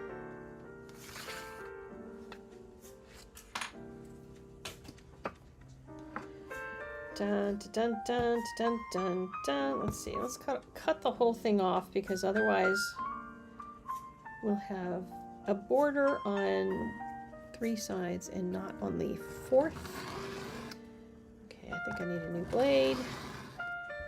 Hello, blade. Are you going to cut? No, you're not going to cut.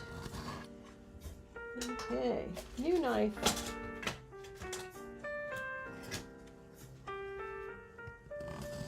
That's better.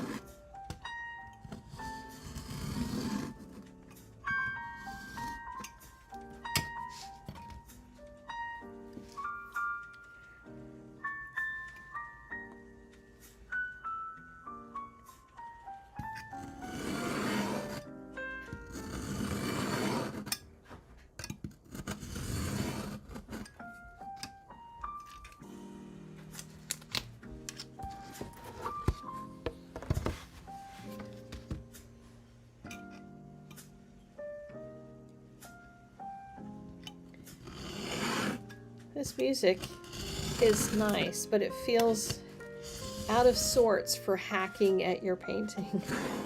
It's like la la la la la la, and I'm just whacking away at my paper. But, you know,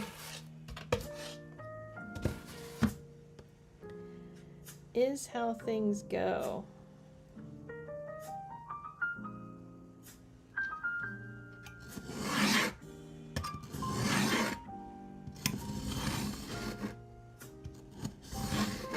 I guess my kerfuffle shirt is pretty appropriate for today, but it says I'm off to cause or start a kerfuffle. What is it? Yeah, cause or kerfuffle.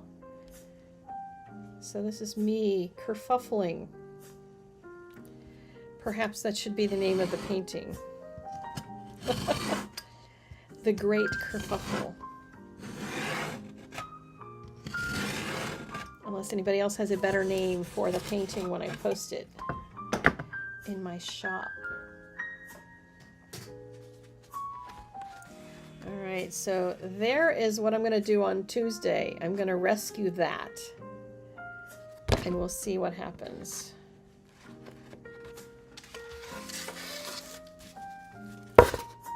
Ah. Sorry about that. I don't know if I just made a big loud noise.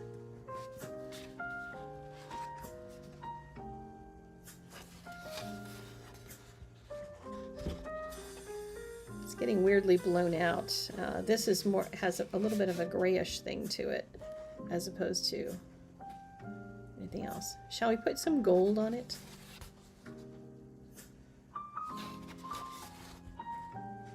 Kind of thinking a few touches of gold might be good. Eeny, meeny, miny, mo. I can't decide. The other thing, maybe this is one of my 5x7s and I didn't know it. Oh, and when we get done, I'm going to show you something else that I just got that's going to be the pièce de résistance on top of this painting. All right, gold ink.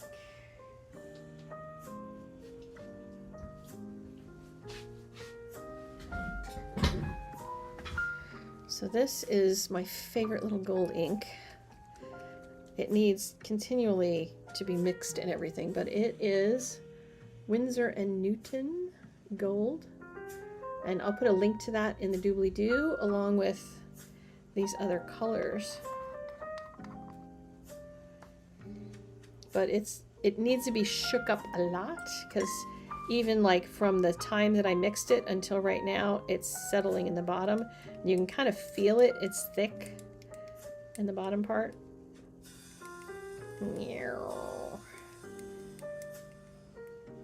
Oh, giant lump. Okay.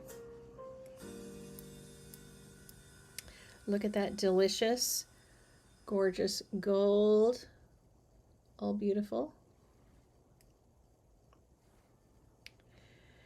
And I'm going to add just a few little fun things.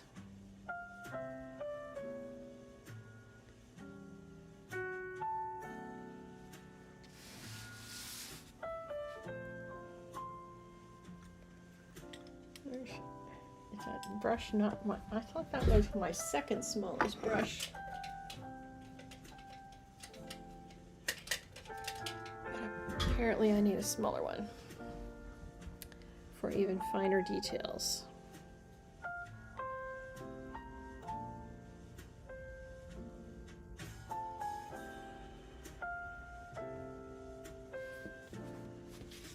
So, little gold shimmeries. I love, love, love this ink. And when I get into using it, I usually put just a little bit of water in the some sort of cup, and then I save all of that excess water and I let it eventually dry down until it becomes like a gold watercolor again.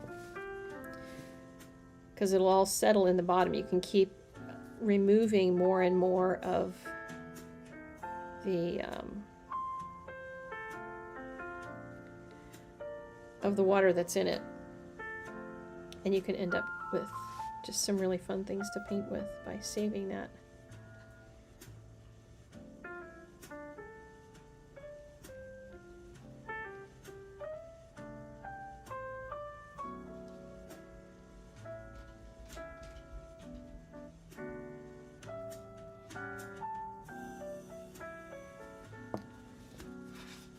See those little gold on the leaves. And that's what I was thinking the gold could do, is in some of these areas where it kind of got heavy, I'm going to put in some gold.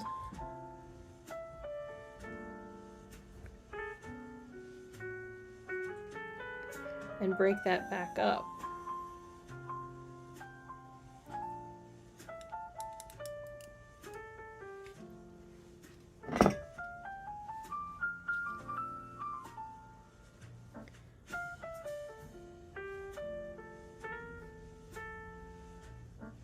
Fold it and make it a card. Are you kidding? This is frameable art. That's no card.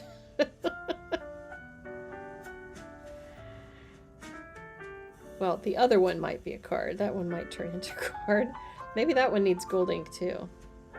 We shall find out on Tuesday, won't we? Should that one be live streamed too? I haven't warned anybody that a live stream would be coming over there. Oh wait, I can't do that on Tuesday. Oh wait, no I can. I was thinking I had something else going on Tuesday, but I don't. Not anymore. My usual Tuesday thing is on hiatus for summer.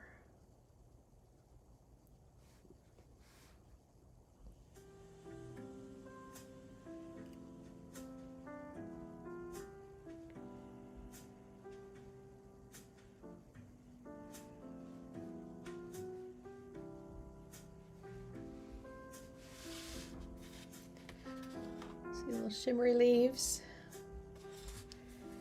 Little extra bits.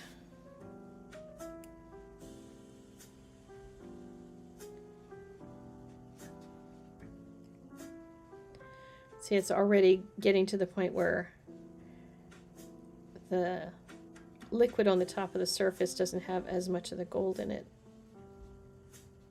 So it needs mixed up already. Just always takes a little extra effort, but it is so worth it. This is one of the best golds that I've ever found. Now that I have some all over the brush. Nope, that brush is not going to, well, it's spattering a tiny bit. Maybe if I get it wet. Okay, so now we got a little gold sprinkles. They will be very subtle. A little bit of joy for whoever buys the painting. To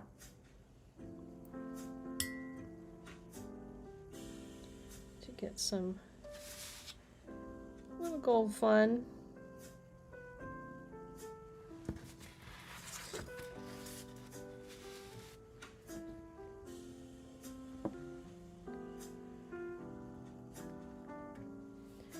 Oh, come on, gold. You can do it. You can splatter. No, it's not actually the gold that doesn't want to splatter. It's the brush. Because the brush is too tiny. Looks like the wind. Yes, it does. I would love to have a wind that looked like that color and that kind of flow to it. It'd be kind of fun.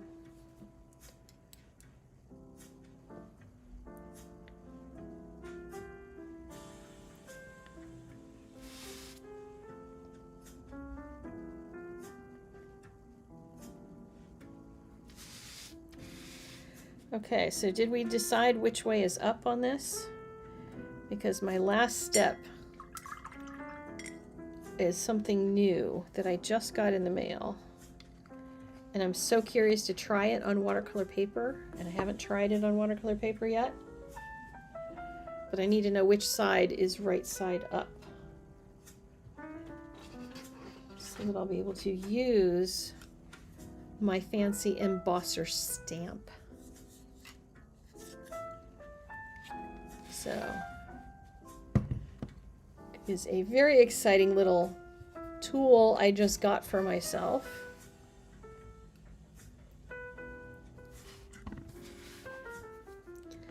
And it does a round thing. Let me show you on the gold stickers. They sent me gold stickers too. I want to start, and I have to look up, like, okay, what do you normally do? Where do you emboss this thing? Because I don't know where that would be on a painting. Do you just like plop it right there? And I'm going to try it because I just need to know. But you put your thing in between there and then punch it, basically. It's basically a stamp. And let's see, let me get it mostly centered. I'm not looking straight overhead, I'm looking sideways because you're here. And then press this little thing. And it does tell you which side is the upside and the downside. And it has my logo and says original artwork by Sandy Allnock. And I want to see this puppy stamped into a piece of watercolor paper. But I'm going to put these stickers on the authenticity certificates that I send with my paintings. But I just want to try it on watercolor paper. Should I try it on this one? Or should I try it on this one? What do you think? Because I just want to test it out. Maybe I should try it on this one first. Although, do I want my name on it beforehand or do I want it on after it? I wonder if I should try it up here, because if I ended up trimming this one down, I would probably trim off some of the black. Unless, maybe if I go crazy with gold and we do the inking in gold up there, and then maybe I do have some purple ink that would go with it down there. Oh, decisions, decisions. All right, I'm going to try it on this one, just in case it doesn't work. And then I suppose I could cut off the bottom section, if so. All right, here we go.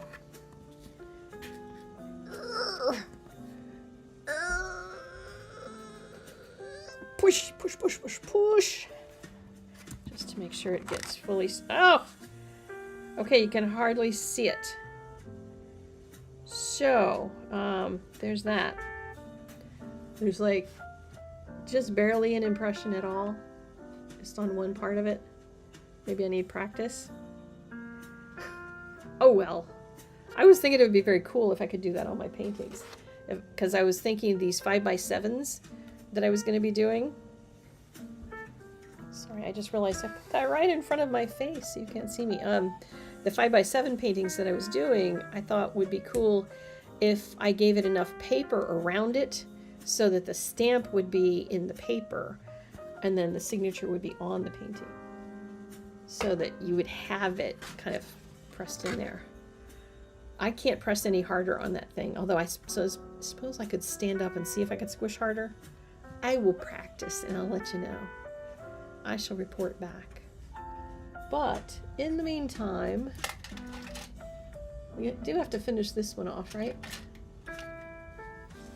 So This one will get finished with a gold signature. Maybe do it on the back and on a sticker. Yeah, I could probably do that too. I was just thinking it would be very cool to do it into the border. But that little holder just does not allow me to press any harder than I did. Okay, come on, pen. Let's go.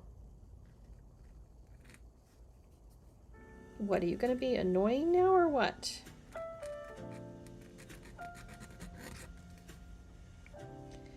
Apparently, we're going to be annoying. I don't know what state this poor little nib is in. It was just in a cup.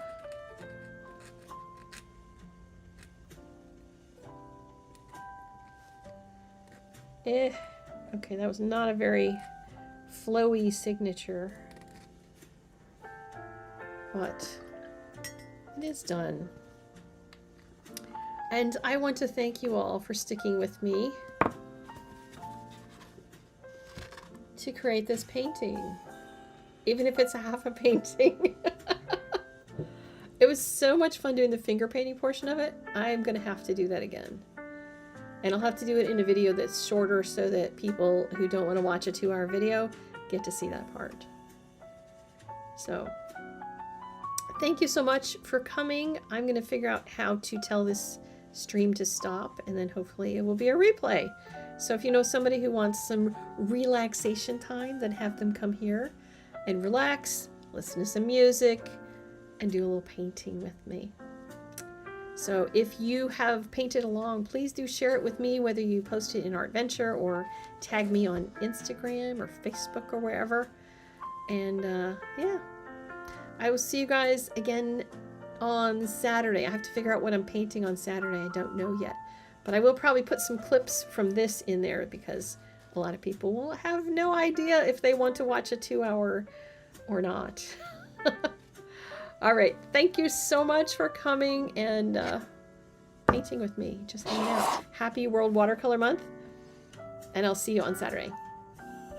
All right. Where's my end button? It's right there. Okay. Bye.